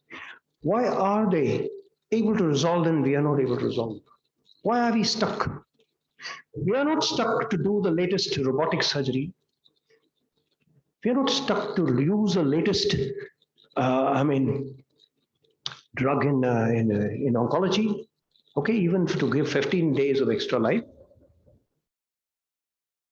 We are not stuck for organ transplantation. Oh, that's another story. We are stuck in many ways, but we want to do all sorts of organ transplantation. Why are we stuck? About treatment limitation, which means we want certain advances in technology without its ethical framework, without its checks and balances. Ram and I are proud of this fact that ISCCM could create its guidelines in 2000, way back in 2005, right? First guideline. We have preceded the other professional bodies by a decade or more. And we revised the guidelines in 2012. And 2014, we did this with the IAPC. We combined, we gave it a more holistic view and approach to the care of the dying. So out of originally there were 9 steps to ethical decision making. This expanded to 14 steps, which included a lot of the palliative care competencies. Now, this is an important slide. You see, to clarify, there's originally triggers to identify patients in need of end-of-life care was made in 2005. It had these 10 points, but then this I revised and updated. This is about to be published in the ISCCM textbook. So on critical care, now catastrophic brain injury with coma, other than brain death. See, after brain death, the treatment limitation meaningless. It's post-death, before death. With poor prospects of meaningful neurological recovery, critical illness on a background of irreversible severe neurological disability, such as a highly dependent state due to quadriplegia or advanced neuromuscular dystrophies, critical illness on a background of chronic irreversible disorders of consciousness, such as advanced dementia or permanent vegetative state. Post-cardiac arrest, Glasgow Coma Scale, we saw a case today, right? With M less than 2. Right? That is not a case for very clearly for an end-of-life decision because it's evolving and it's clearly, I think, is M4 or something. So you see, these are all evidence-based. When you get the textbook, you will find the and with neurophysiological markers of poor prognosis. There are many neurophysiological markers and sensory evoked responses in the N20 amplitude, and also the neuron-specific NOLIS levels. And post-cardiac arrest, that we have said, advanced or metastatic malignancy where prognosis for survival is poor, or treatment options are exhausted, or patient does not want any further treatment, declines. Advanced age and frailty. Age alone is not enough. Frailty, there's a frailty scores which you can do. With organ failure or comorbidities, where interventions have a low probability of success or are declined by the patient. Acute decompensation of chronic end-stage organ failure. Okay, it may be pulmonary, cardiac, renal, or hepatic, with a life expectancy of less than 6 months, where curative options are exhausted, or transplantation is unfeasible, or declined by the patient. These cases on the ground. Worsening critical illness due to acute conditions, refractory to a reasonable trial of organ support. Any patient who expresses the desire against it, many patients or their families come up to you, initiate a conversation. That also happens. And AMD is not there. Any other clinical scenario where the answer to the question, would I be surprised if the patient is not alive at the end of 6 months? So sometimes it's very good when you go on a round, you stand at the foot end of the bed and ask yourself this. So the thing is a reflective approach to patient. An intensivist cannot be mechanical. Though it's very easy to become a mechanical intensivist, it's complete missed opportunity. An intensivist is a strategist. He's a clinical leader. He or she is a clinical leader. planner, strategist, team person. And so this question should be asked. These are the Ficky-Ellison guidelines. This is the updated flow chart. You know, Ram and I designed the original flow chart in 2005 and updated in the light of 2018 Supreme Court judgment. The first thing is, of course, arriving at a proper diagnosis, at prognosis, a reasonable expectation of what is going to happen. If the first step is unclear, have an iterative approach. In critical care is an iterative approach. It's not linear. Firstly, you rescue. First thing you do is to rescue whenever possible, and then support. Then you go back to the drawing board, ask the questions. Then you try to formulate a hypothesis. And if this hypothesis doesn't prove correct, you go back. You know, hypothesis, you have then tests and diagnostic tests. You go back. You go backward and forward until you get a clear idea what is going to happen. By that time, you watch also over a period of time. And then have a consensus within the professional team. This is very important. As I said, intensivist is a team leader. Organ specialist should be subservient to the intensivist, who is a multi-organ specialist and gatherer of information from all specialties, and relate a plan and treatment strategy. Once you understand, then you present it to the family. If there is a advanced medical, if there is competency in the patient, you try and approach the patient, unless the patient in his or her full awareness and information says, I want to relegate this decision to my son or to my brother, you can approach in a tactful, gentle manner. If there is an AMD, then you integrate AMD into the decision making. Whether or not there is AMD, you have to talk to the family. Integrate your autonomy, beneficence, and non-maleficence. Have series of conversations. As the Supreme Court says, have a cogitation and a collegiate decision, and have a decision making signed by 3 physicians. Have it overseen by an EOLC committee. Okay. And if there are conflicts, then have a conflict resolving mechanism, which includes the oversight committee. So you may not have extreme paternalism or extreme autonomy. Ram had said, you have a lot of gray. You don't have to be in the extremes. There are some patients who need paternalism, who needs hand-holding. You don't deny them that. So this, you have to come somewhere in between. All right, extreme autonomy is not great medical practice. That is being defensive, you're hedging. You're using autonomy as a hedge, not to inform and guide the patient. That is not true. So what is the intervention that is required in critical care? Is the family conferencing. This is a paper online first, okay? So that's why there is no citation. So you will find it in intensive care medicine.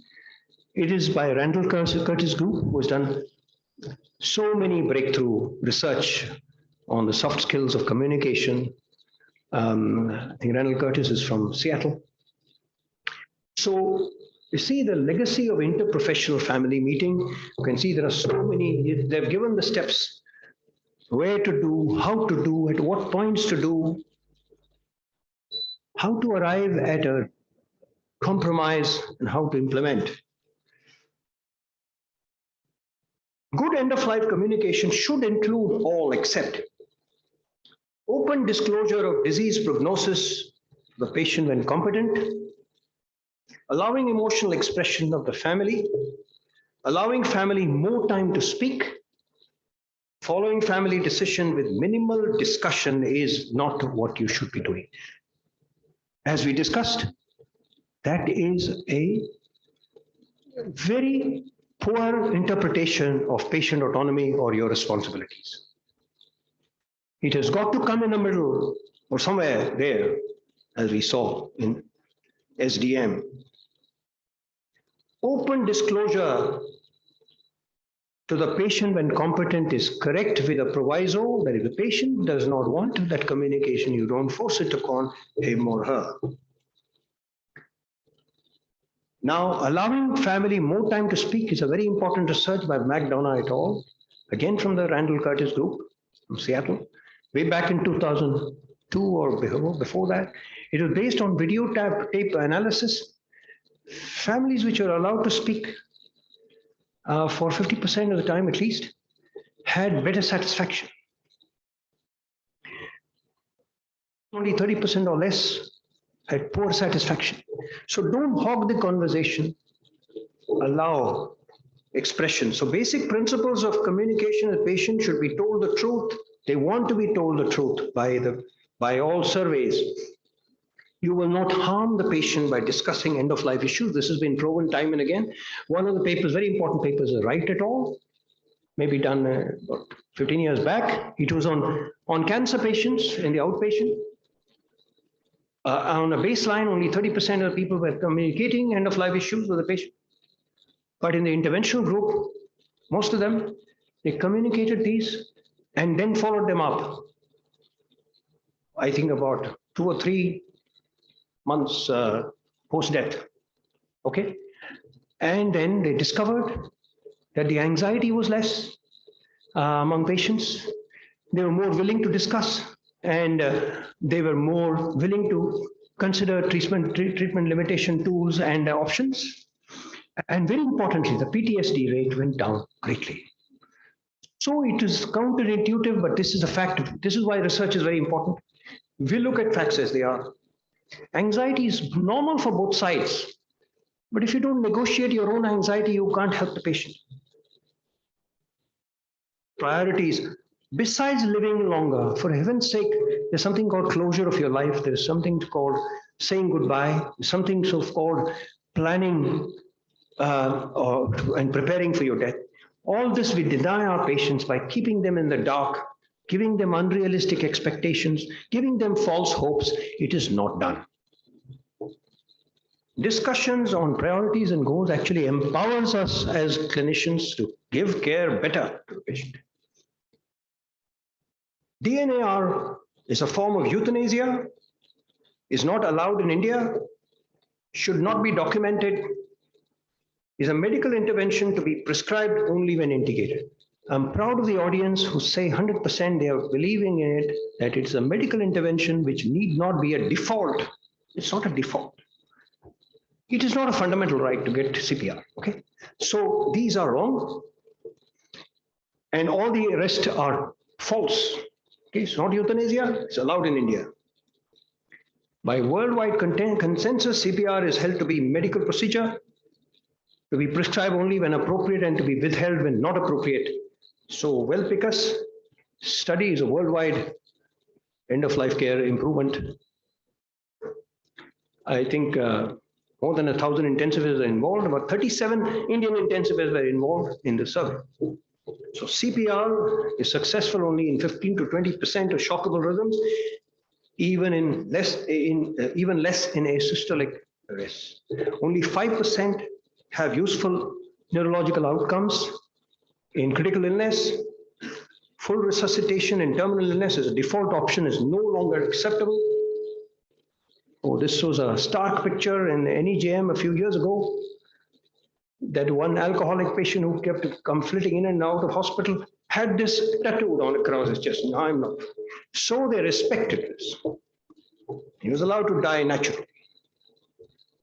So surveys in Europe have shown that 50 to 60% of the people have a DNAR code in their hospitals. Fortunately, the ICMR convened a experts group and also had consultations, several rounds of consultations, and also put them on their website for comments. And ultimately, this publication came in 2018. So I won't go into this.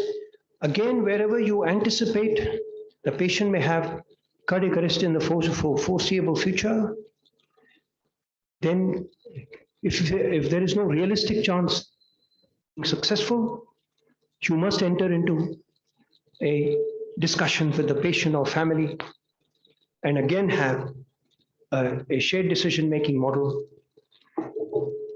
The first one here, sorry. Now, this should be qualified by the fact that if the patient declines CPR for whatever reason, or there's an AMD, then this is not hold good. This does not hold good. So, I want to conclude this part by saying foregoing of life support denotes all this. It's an important decision making towards improving end of life care. These decisions are complex, needing open and skillful communication, shared decision making and transparency. Quality palliative care replaces an end of life decision. Thank you.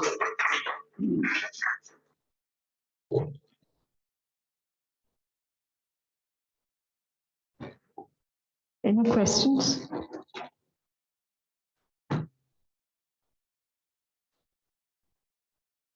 Good afternoon, sir. That was a very nice. There was actually one topic which I think something which is quite unique to our country. When it comes to patients who are aged and it comes to their relatives and family members being in a large part involved with the decision making, the concept of autonomy, who does it apply to more primarily, sir? Is it the person who is sick, or is it the son or the daughter? Sometimes there's conflict between the children also.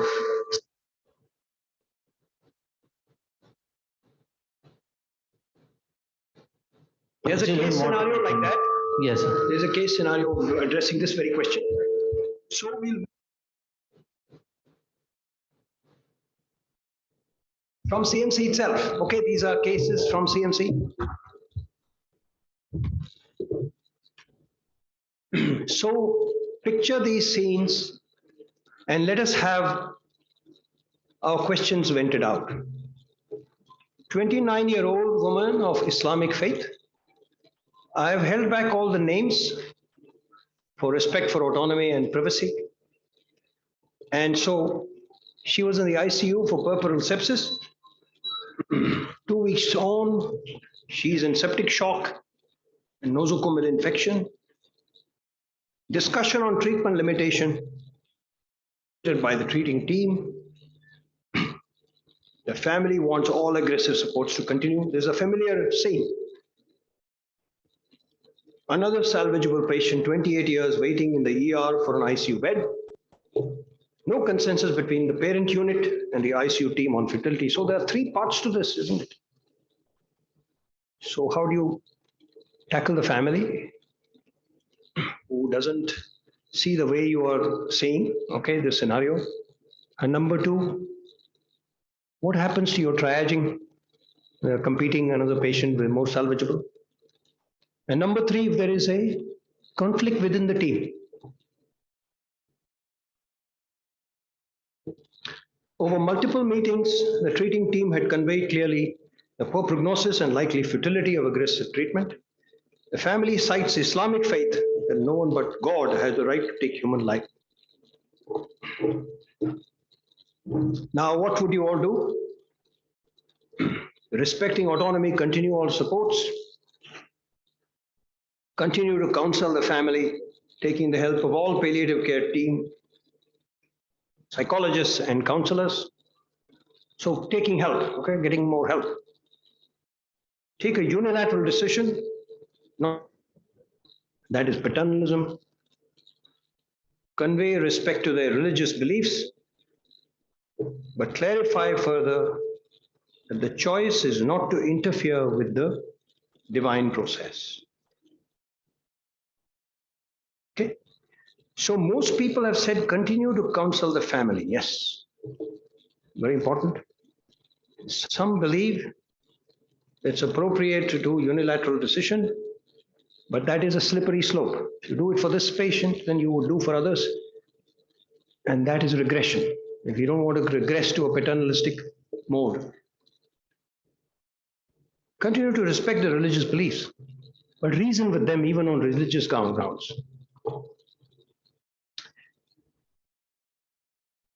So, Islamic perspective, now religious grounds and religious perspectives have been discussed in mainstream literature. So, this is a famous paper by Bulow et al. The world's major religions' point of view on end-of-life decisions.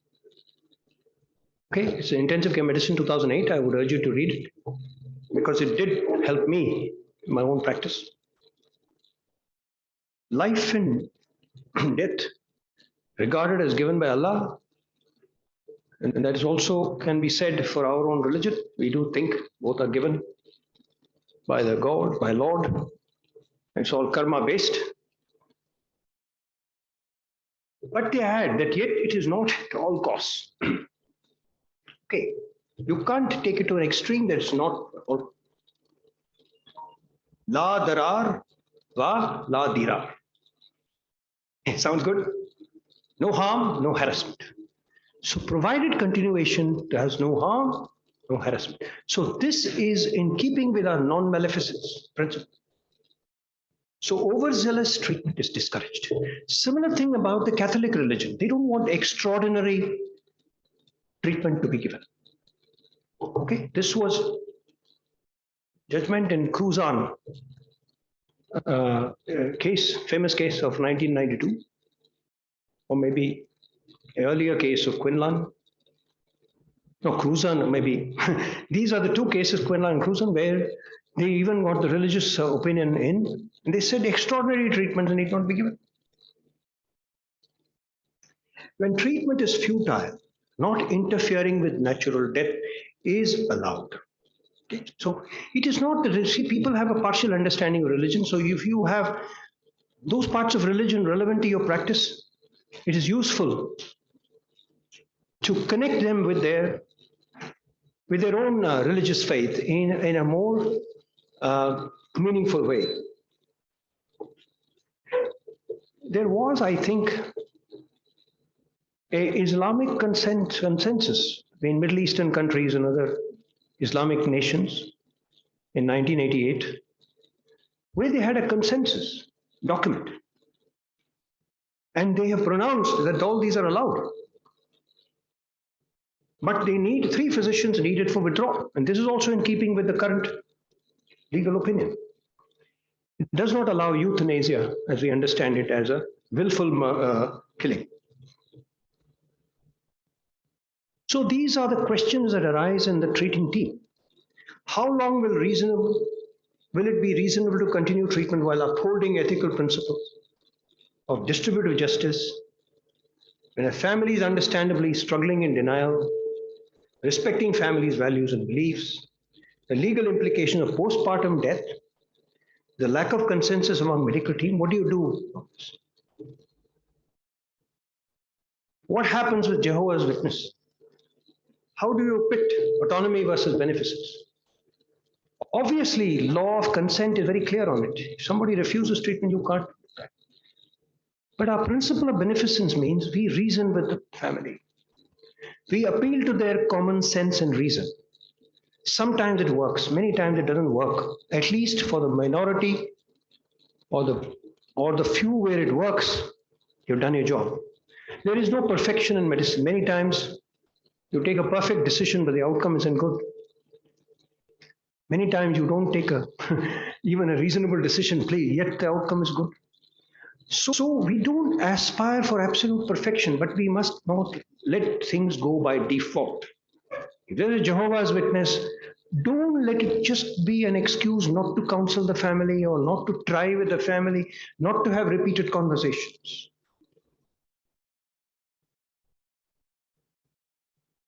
So ethical principles to consider are, of course, ethical decisions are both factual and value-laden. Value-laden means how the family views, how it views it sentimentally. It's also value-laden for the physician. What are the physicians impacting, influencing? Unilateral decision is paternalistic. therefore disrespectful to autonomy, but this is not an absolute statement. Sometimes you've got to step in with a bit of paternalism, so-called benevolent paternalism or soft paternalism, in order to try and prevail upon the family. Consensus within the treating team is a prerequisite, as we said, even in the flow chart. So please attempt consensus within the team. Many times you have to tell them you're not well informed. Please read these papers. For example, I would have sent this paper on, world's major religions. The impact, I would have sent it. Please read it. You may change your mind. So give opportunity for your colleagues to change their position. Nothing is cast in stone. We are all learning and we can learn together. Family participation, ULD, essential for valid ULD decision. You can't do away with it. In autonomy versus beneficence dilemma, we must arrive at a middle ground. There is no extreme in this. So what would be the reasonable way for resolution? Have repeated sensitive conversations with the family. Don't have this conversation. Do you want it or you don't want it? You're not agreeing with me. You're not understanding. Okay. Don't talk down to them. If you know everything. Try and understand firstly. Listen. Inform family of the position on treatment limitation in Islamic countries, for example. If you're well informed, you will tell them. And you might make sense to them, at least some of them. In family meeting, draw out their misbehavior. Okay, draw out. Firstly, listen. Why are you saying so? They say we want everything done. Ask them, why are you saying so? What do you mean by everything? Supposing I told you there's no ghost of a chance, would you still keep the same position? Many times what happens is we are very vague. We don't want to commit ourselves. We say, no, it's hopeless, but there is a 1% chance. Some miracle can happen. This is very common. Kabhi koi jadoo ho jaye, koi karishma ho jaye, a magic item. So you see, you play on their sentiment, you play on their false beliefs. So you project a false value, and then you quickly arrive at a decision. Allow concepts to sink in. It's not that you say something, they're going to immediately say in the affirmative. It's not that. You're not a teacher and pupil. They will take a time to come back to it again. Use help, family physician, counselors, religious leaders from community. Use time-limited trials, as I told you. If all fails, continue also. You say, have you got ample time? Where are you? In which world are you living? Have you got ample time? See, if we train ourselves, the same thing takes less time. In the beginning, a hip replacement, knee replacement may take 1.5 hours. A big expert does it in half an hour or less. Initially, you needed a transfusion. Then you don't need anything. There's such minimal bleeding. Why can't you apply the same rules here? Initially, you may take 1 hour. Then you may know exactly what questions to ask, how to support. Maybe your manner is more sensitive. Maybe you're more compassionate, more reasonable, and you're more little confident about what you're saying. It might take you 15 minutes. In any case, taking a hurried, quick decision will waste more time, and you might land up in the law courts, which will take an ample time. Okay, so please don't use time as an excuse or a shield. Rationing of scarce resources, autonomy versus justice. This is another second part of the question. What happens to the 28-year-old with overdose? Now look here. You can't make a value judgment saying that that fellow's life is more precious than this one. At the same time, you've got to have some mechanism. Had to face this in the COVID times. Day after day, there was so much of scarcity of beds that you did it willy-nilly. You did it. But if in a non-COVID, post-COVID state, you need to have a policy for triaging. There's a triaging policy, very reasonable. If somebody has come in advanced malignancy down in the ICU, there is no imperative on you to shift him to the ICU. Have a policy. Have a non-discriminative policy have an oversight committee of how this is being implemented, then you're okay. Number 2 scenario, 35-year-old man transferred from another facility, 3 cardiac arrests, absent brainstem reflexes, family unable to accept brain death, extraneous pressures. You got a call from BJP or DMK or whatever. Okay, some MLA hovering around your office.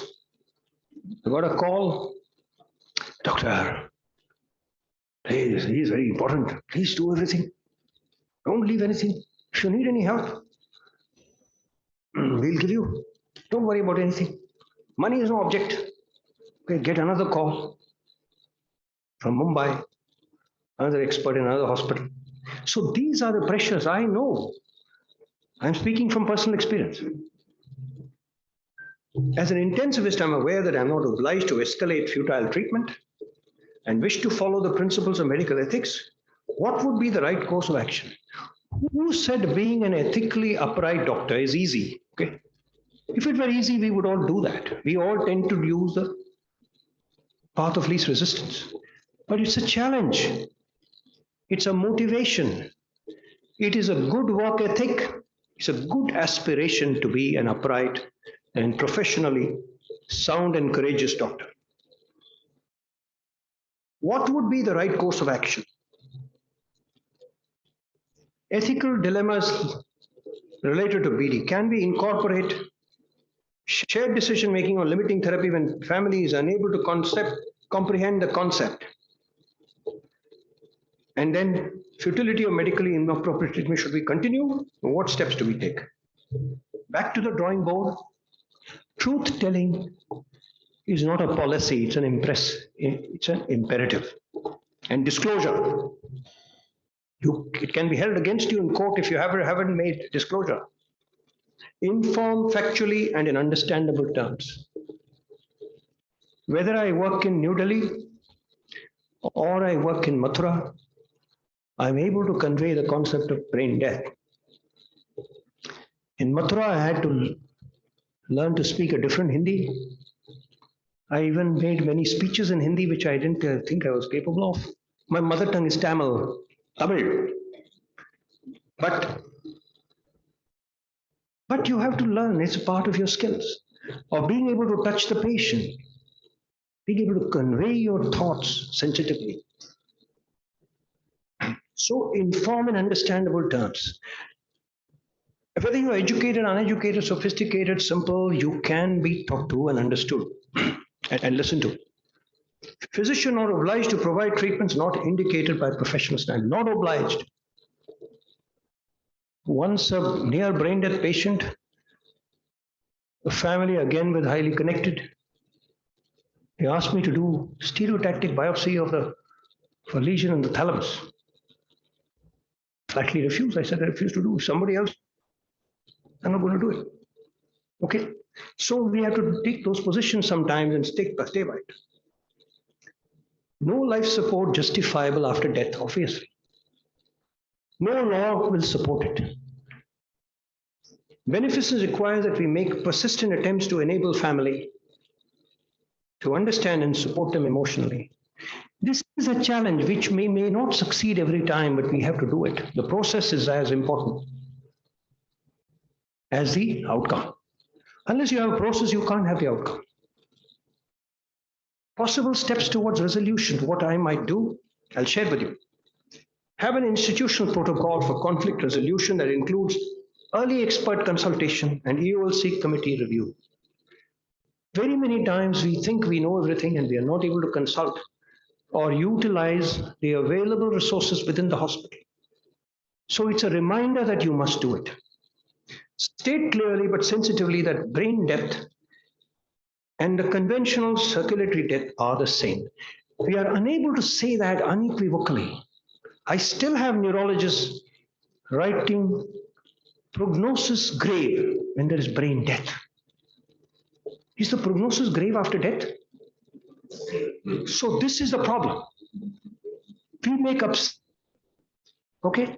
And we live by absurdities. We defend absurdities.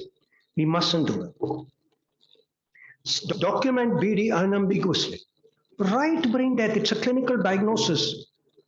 The CJI is not going to ask you to write or not write brain death. Doctor say, doctor, can I write brain death? So are you a doctor or what?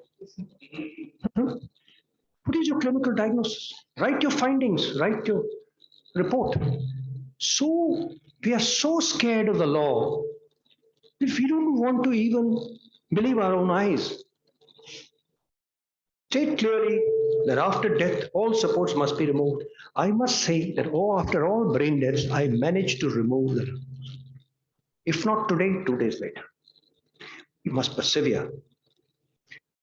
Neurologists run away, I sit with the patient and the family and try to do the right thing by the patient because I've got a fiduciary relationship. Give a time frame up to 48 hours for the family to come to terms, but don't do it riding roughshod over their emotions. That is not right. That's not what beneficence is. Even if it is totally against your stand, against your understanding,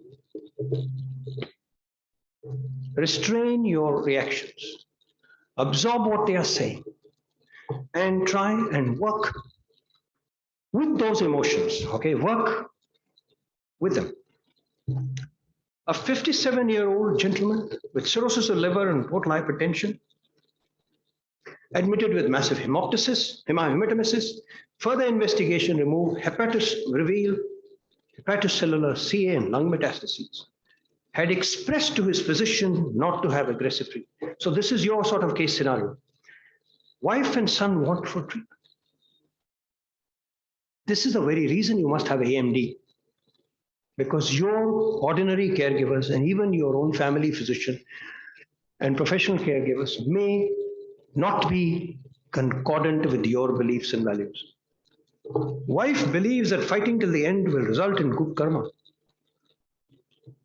Ethical dilemma of individual versus collective autonomy. The question is now, autonomy in India means not just the individual autonomy, it is a collective autonomy. That's also important. It's culturally a variant. In USA, you're very individualistic. In India, you're a social animal, or at least you're a family person. Okay, family comes in the forefront to make decisions for you even when you're 40 years old. So that happens, and that has to be accommodated. So when it comes to this conflict between patient centricity and family centricity, patient comes first. So wait. More questions? There needs to be a system for documenting advance will. Yes, there is now, as I told you. If a decision on avoiding intubation is made and signed by the family during emergency a few days later, do we need to ask the family again before you intubate? The primacy of the relationship is with the patient. Without the patient, there's no relationship with the family. By law, you are answerable to the patient. Your role is on behalf of the patient, not on behalf of the family. Although, as I said, you can't ride roughshod over the family because they are significant stakeholders, and beneficence and the caregiving role behooves you to work with the family. 95% of decisions in the ICU are made with the family, not with the patient. It's rare that it happens, directly with the patient. That has also happened. So it's a moral principle to counsel the family. Want to take a decision in contravention of their desires, but in concordance with the patient's desires, you must talk to the family. A decision made on AMD SDM prior holds good until it is revoked. Okay, until it is revoked either verbally or formally. Now, verbal revocation is also very important. So you can't stand on ceremony all the time. Patient has said, I don't want. Please take it as a revocation. Don't say you get signed by the magistrate. That you can't say. It's not fair. He has told you in good faith. Record back and follow that. Possible steps to resolution. Must record, document patient's choice. If not done, convey this to the family to emphasize There's a physician duty of care to honor the patient's choice. It's our duty of care. We can't go against the duty of care. There's no obligation on the part of the medical team to institute therapies which are evidently futile. That's another principle. AMD is valid in India after the Common Cause judgment. There is a valid way of executing. There's a form designed by the Vidhi Center for Legal Policy and Ellis and palliumindia.org. Case scenario 4, 35 years male with traumatic brain injury. After 35 days, the GCS is 2T over 15. Decompressive craniectomy done early in the course. Recent imaging shows diffuse cerebral edema with herniation. Okay, what would you do, folks? Continue full treatment until the end. Send patient home on a tracheostomy with, without a peg tube. Tell the family it's not possible to remove supports as legal status in WD unclear. Tacitly encourage LAMA if the family is unable to bear the cost. Actually, mostly it's the number 4, that D, that is being done, but it's very clearly, as we have explained, it's clearly against all the tenets of good medicine. Send the patient home on a tracheostomy with or without a peg tube is totally mistaken. I'll come to that why.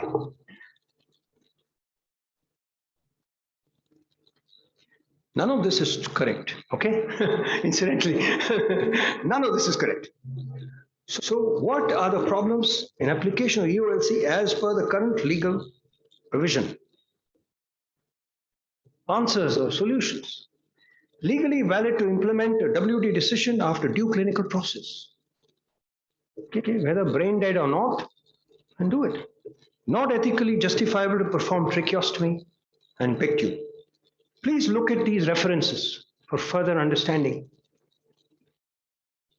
There is a Lancet paper on this, on tracheostomy and peg, clearly cautioning you against it because they are interventions which will just needlessly prolong the patient and families' agony without any justification in current day practice.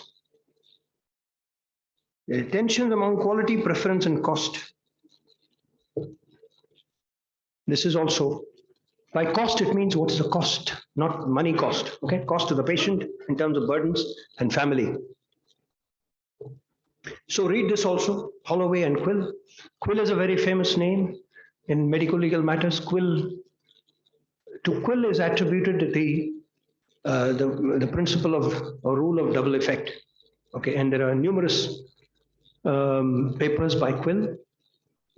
And Quill has taken many controversial legal decisions, which he has defended very, very well. You will find Anthony Quill papers. Case scenario 5, 17-year-old KA. Well, she didn't take insulin because injections were painful. Apparently, HbA1c is a dangerous 17. As conditions stabilize while weaning, she develops a second hit. Family drained of financial resources. So treating team is considering treatment limitation due to financial constraints.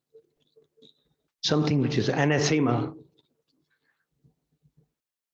How do you ensure professional safeguards against inappropriate use of EOLC? Okay, these are possible solutions. No valid decision, EOLC decision is possible by all the guidelines without following a clinical process according to standard professional guidelines. Clinical process prescribed does not tell you that you override family, but take a unilateral decision.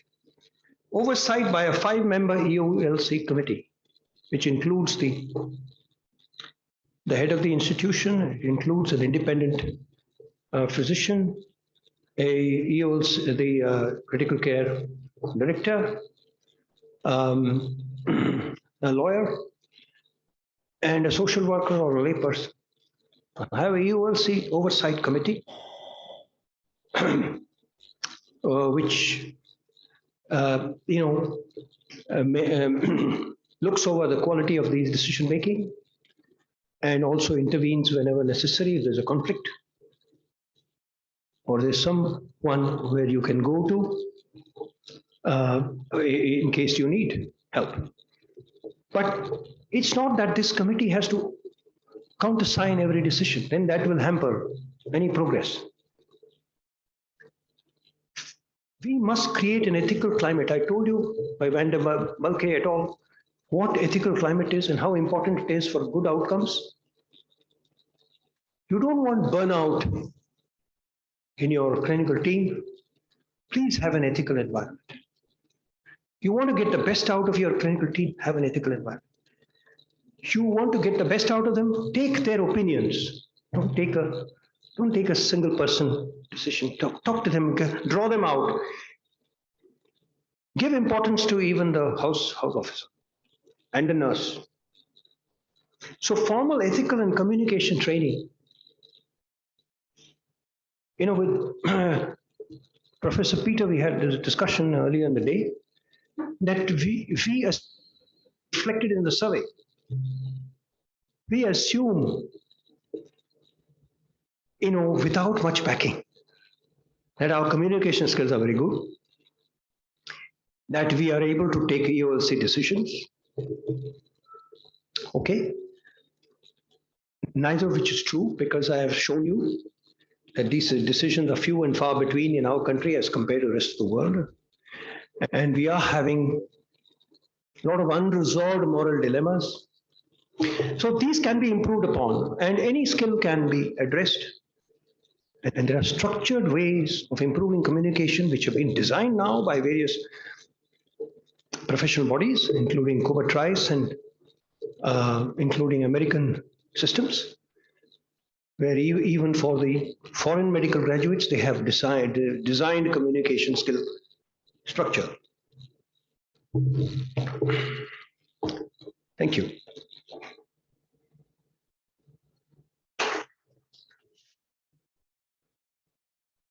Just have one more session. We thought we'll finish that before initially we thought we'll have a tea break. If you're okay, sir, or would you like to have a break? No, I think we'll do it without break. With permission. Any questions for sir? Because now we're moving to a more ICU kind of topic, donation after cardiac death. Any questions regarding ethics from the different departments out here, people from different specialties, legal team, anesthesia, palliative care, geriatrics. So if there's something which you would like to ask right now before we proceed to this topic. Dr. JP says over coffee also you can interact. So I think we'll move on. So is it possible to have donation after circulatory determination of death? Is it possible in India? You see, way back in 2004, there was this case, K. Venkatesh versus the state of Andhra Pradesh. This you might remember, at least the seniors will remember. There was this K. Venkatesh who had Duchenne muscular dystrophy, and by the time he was age 35, he run the course. And he was on a ventilator in the ICU. He was one very wonderful, motivated to increase the awareness of organ donation in the country. Okay, he was one of the founder members of Mohan Foundation. Have you heard of Mohan Foundation? Which is an advocacy. It has been an advocate for organ donation, and it's improved from this state, Tamil Nadu, the deceased organ donation in such a way that the rate of deceased organ donation per million population is the highest in the country. Now, such a person, when he was on the ventilator in a futile sort of care, he said, I want to donate my organs. Okay. This is from the judgment. Okay. This is from the Andhra Pradesh judgment.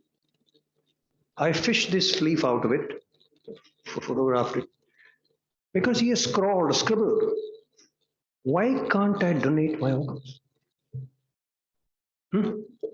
A poignant appeal. Altruistic, for altruism, nothing else. But it was turned down by the Andhra Pradesh Supreme Court, Andhra Pradesh High Court, saying that euthanasia is not allowed. Well, there's a completely mistaken understanding of euthanasia and what he was asking. And unfortunately, there's no vocabulary with the patient or his mother. Mother was an advocate. She went to court. Mother was also a member of the Mohan Foundation. They didn't have the vocabulary to argue the case, I think. She struggled, but she did her best, passionate appeal. The Australian government said, send the patient to us. We will honor his wishes. Australia is one of the best rated for EOLC. Number 1 is UK. I think number 2 is Australia, right? US is number 6 or something, or maybe even beyond. These countries are, or Canada may be the number 2, number 3 may be Australia. So these 3 countries have polished EOLC to an art form. Even that is imperfect, but they are way ahead of us. And what is our rank? Our rank by the latest quality of death assessment or index assessment is, I think, 7 out of 80 countries. And behind us are only the African countries. So mind you, this I'm not saying out of lack of pride of our country, but we need to know where we have to improve if we are proud of our nation. So why could Australia say, now you can send it to us, we will honor it? Why? Because TCD is possible. In our country, THOA, Transplantation of Human Organs and Tissues Act of 1994, defines deceased in both brain death and a circulatory sense. Okay. Disappearance of all signs of life, whether in the neurological or in the circulatory sense. But we have SOP and procedure only for brain death. Unfortunately, the framers of this law didn't see this anomaly and they don't want to see it. Whereas the organ pool is extremely low. Our country has barely 0.5 disease organs available per million population. The most advanced countries have 10 plus. Tamil Nadu has better than average, 1.4, I think, 1.6. So you can see 17 countries in the world have provision for deceased organ donation. And the orange part is an increasing proportion of DCD as opposed to DBD. And in the Netherlands, it's nearly 50% or more. Now it's exceeded 50%. What is the difference? You know, any JM, you had this comparative in DCD and DBD. Dead donor rule is obviously prerequisite. There has to be a diagnosis of death in the prospective organ donor. That is a primary requirement. That is there for both. And you use different sets of tests, a different set of tests for identifying, determining death. For brain death, we all know, so THOA has published. Circulatory death, we all know, we assume we know, right? Circulatory death, movement stops, pulse stops, right? Then we declare. However, the decision for organ transplantation is after brain death. But in circulatory death, it is prospective, beforehand, in anticipation of death. In any case, the two processes of determining death and counseling for transplant, for organ donation, have to be uncoupled. Otherwise, there will be an ethical problem. You have a COI, conflict of interest. You may be accused of having an interest in getting the organs removed. That's why you're taking a treatment limitation decision.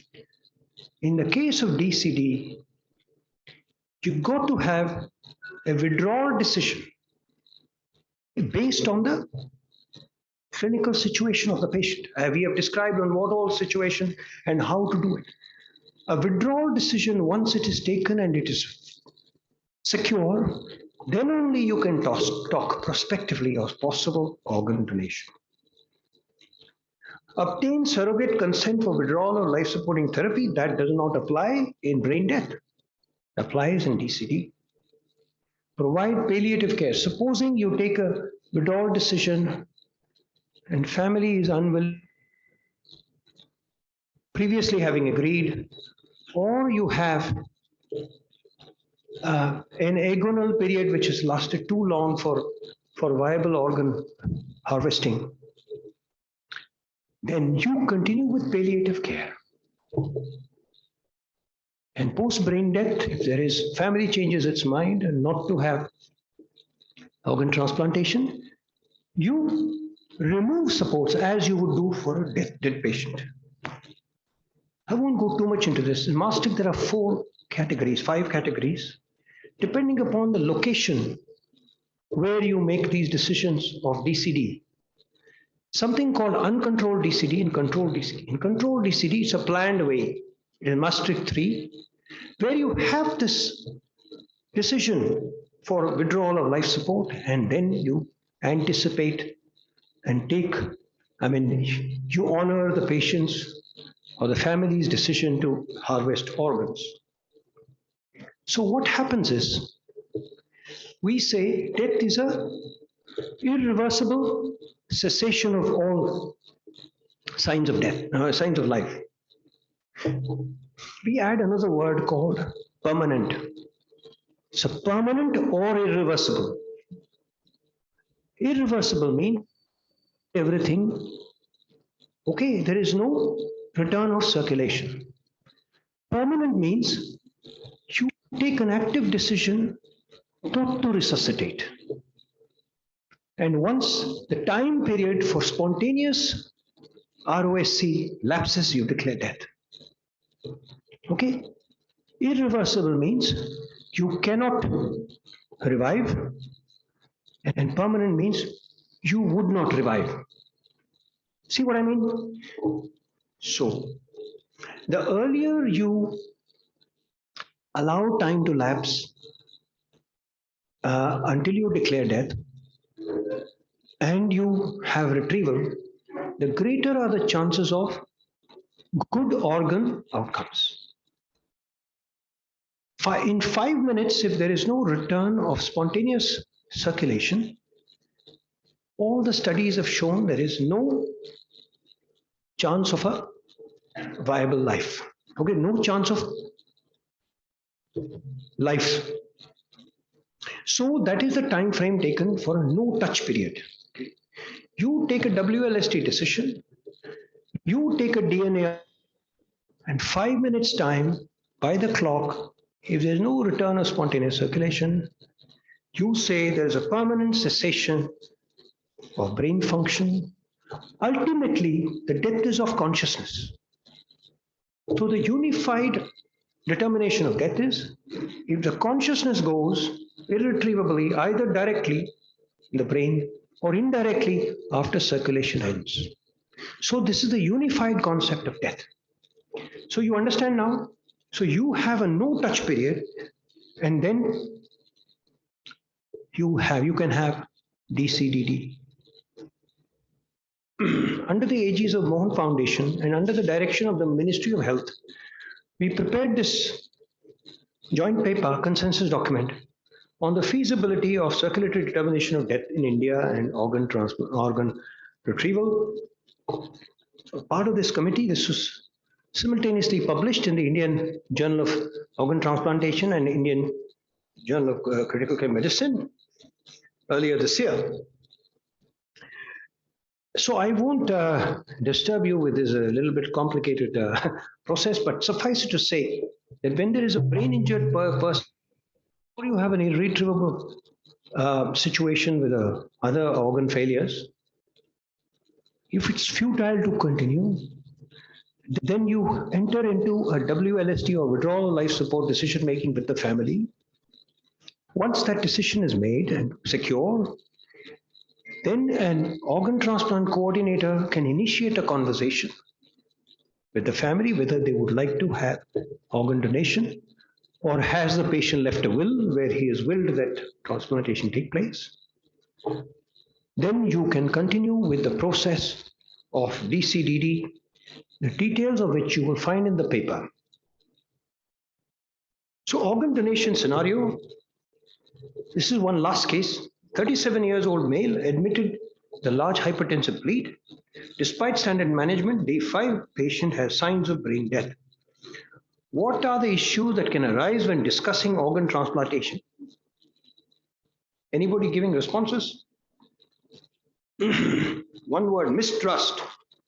Wow. Very powerful. One word. Issues around deceased organ donation, declaration of brain death and initiation of conversations around organ transplantation must be decoupled. Basic ethical principle. This would reduce the mistrust. It would increase the public trust. If declaration of brain death is decoupled from the conversations initiated for organ transplantation, this is the most important step. And this is a universally agreed upon ethical principle and not emphasized enough in our country. The initiation of such conversations must be by transplant coordinator, not by the treating or the transplant team. Sorry. If family declines donation, the body must be treated as dead and supports removed. This is another extremely important point, and I'll dwell a bit on this. I have given you many references in relation to these statements. The World Consensus on Brain Death by the Wellpickers Group, published in the AJRCCM in 2014, and also recently by the World Brain Death Project. Sorry. Definition is documented cessation of cerebral function, that's brain death. Now brain death is spoken of as death by neurological criteria. So death is only one. There are not two deaths. Death is only one. Death by neurological criteria, death by circulatory criteria. Simple. After documentation of brain death, all therapies directed at sustaining life, which is called somatic support. It is not a life support, it's a somatic support. Should be discontinued except under the following 3 circumstances. For organ donation, of course. For preservation of the organ donor, prospective organ donor. If the deceased is pregnant and there is a consensus decision to continue support until the pregnancy is done. And thirdly, to accommodate families' moral misgivings and religious beliefs for a time-limited period. Not forever. Not until like Rip Van Winkle, he wakes up after 20 years. Or not because there's an anecdotal report of people waking up. The problem of organ support after organ donation is declined is a big problem. So TOA is silent on this matter. Brain death definition being confined to TOA is misconstrued that brain death determination is to be carried out only for a prospective organ donor. So the legal ambiguity is a problem because there's a definition across various legislations or is there. Okay, the Death and Births Registration Act has a definition. TOA has a definition. Now the the unified concept of death, that is be prevalent in the world, that is different. They have to be reconciled. Otherwise, it leads to all this mistreatment of the body lack of dignity in death, creation of false hope, lack of public trust. This is the main reason. Loss of professional integrity, avoidable economic burdens, wastage of scarce resources, denial of access to the needy and who can benefit. Though our brain death certificate has no locus standi, there is a problem of timing of death and the ambiguity in all this. Reasons why life support can be withdrawn. I've worked with Vidhi Center for Legal Policy, and these are authenticated by legal opinion. Death equivalent to death by international consensus. Even by TOA, the potential donor being deceased is the mandatory prerequisite. So in any case, you have to declare death before you even broach the subject of organ donation. It's a prerequisite, essential prerequisite. So how can you be dead for organ donation and be alive and not dead if organ donation is declined? So it's absurd. It's a complete absurdity. How can any law be standing on absurdities? There is nothing in law or precedent that the courts don't allow withdrawal of life in this scenario. There is nothing like that. It's a prejudiced and presumptuous idea in our brain. It's again against ethical moral principles of professional integrity. Futility can be determined. In any case, futility can be determined. Even if you don't want to get into the brain death stuff. Futility can be determined by consensus. And you can take a withdrawal decision. We've got all the legal support for it. This is what happens when you follow an absurdity. There is a Delhi court which has ruled against the hospital for keeping a 14-year-old boy on a ventilator on the plea that they have no legal sanction to withdraw from a brain death patient. They have held that you have kept the patient on a ventilator, a dead patient, and you have to pay damages. Kerala government notification, in many things, Kerala government is ahead of the rest of the pack. We have seen that, particularly in healthcare matters. So they have sent a notification that all brain death has to be declared. Okay, March 2018, they have to be declared whether or not you're in a government facility or in a private facility. Okay, whether or not a patient is for organ donation or not.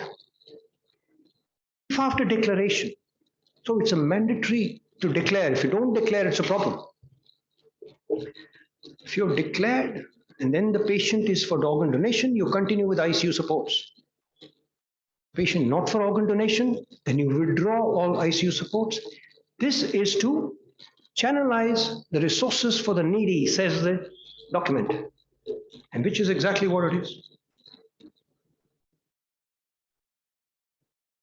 So I want to conclude that time has come to improve EOLC in this country and to pitch for procedural simplification.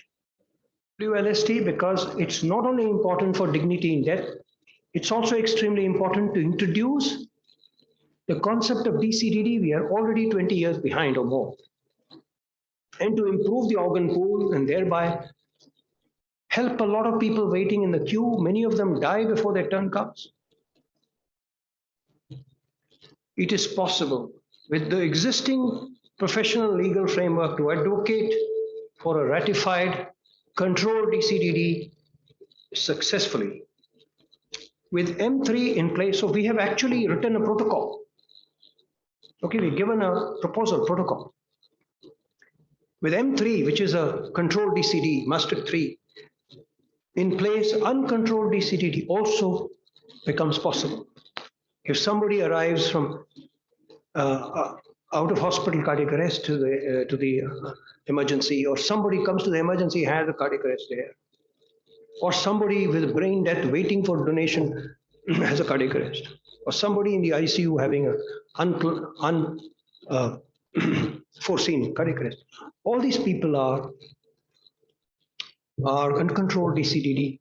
So if you have a system in place, you can retrieve organs from all of these people. Championship would be required.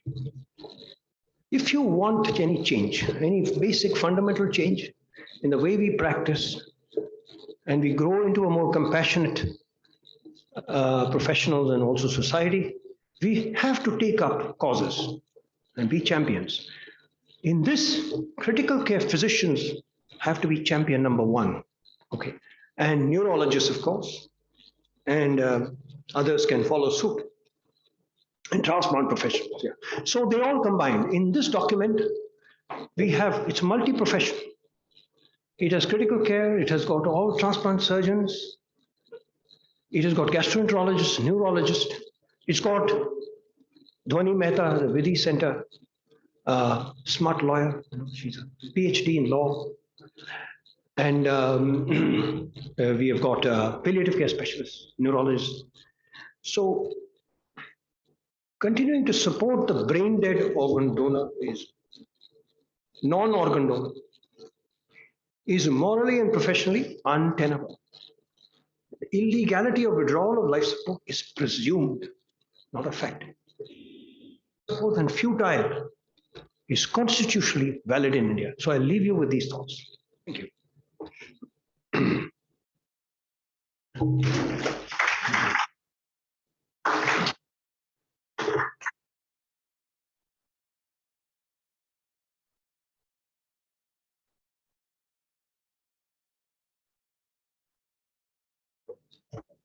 On behalf of all of you, I would like to take this opportunity to thank Dr. R.K. Mani for this very, very informative lecture. Series of lectures. I don't know about you, my eyes were opened. I thought I would not be able to keep awake in a postprandial session, but I was fully awake and attentive thanks to the way he delivered the talks and kept it interactive, polling and all that, and set us thinking. I was sitting there and thinking we have pushed the boundaries on the beginnings of life. I don't know, when we were training, I think even 30 weeks, 32 weeks were difficult to salvage. I think people are pushing the boundaries to even 22, even 20 weeks maybe, intrauterine as being possible to sustain life. We have not really pushed the boundary on the other side in our understanding of end of life. So thank you so much, sir. I won't keep you away from tree, but thank you all for this huge number of people who have turned out here. And I think we have something promising for the future in terms of this topic. Thank you.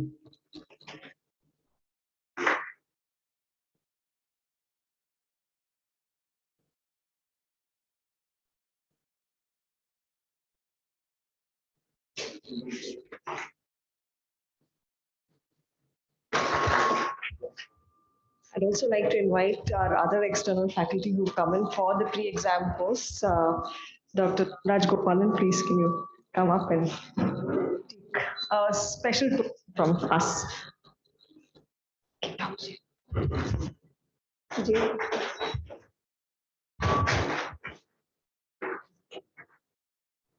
Dr. Bhuwana.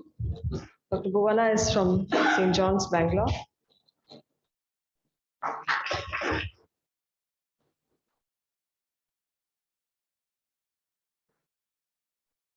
And our all-time favorite, Dr. George on. Yes.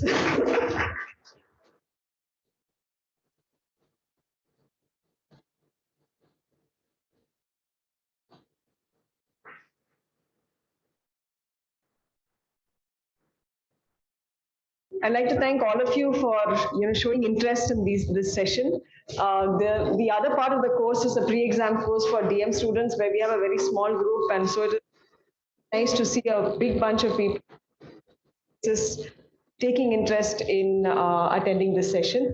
And I'd like to thank especially Dr. R.K. Mani for, it's not easy to give 1 or 2 talks, but giving 5 talks one after the other is not at all easy. So please give him one more round of applause. And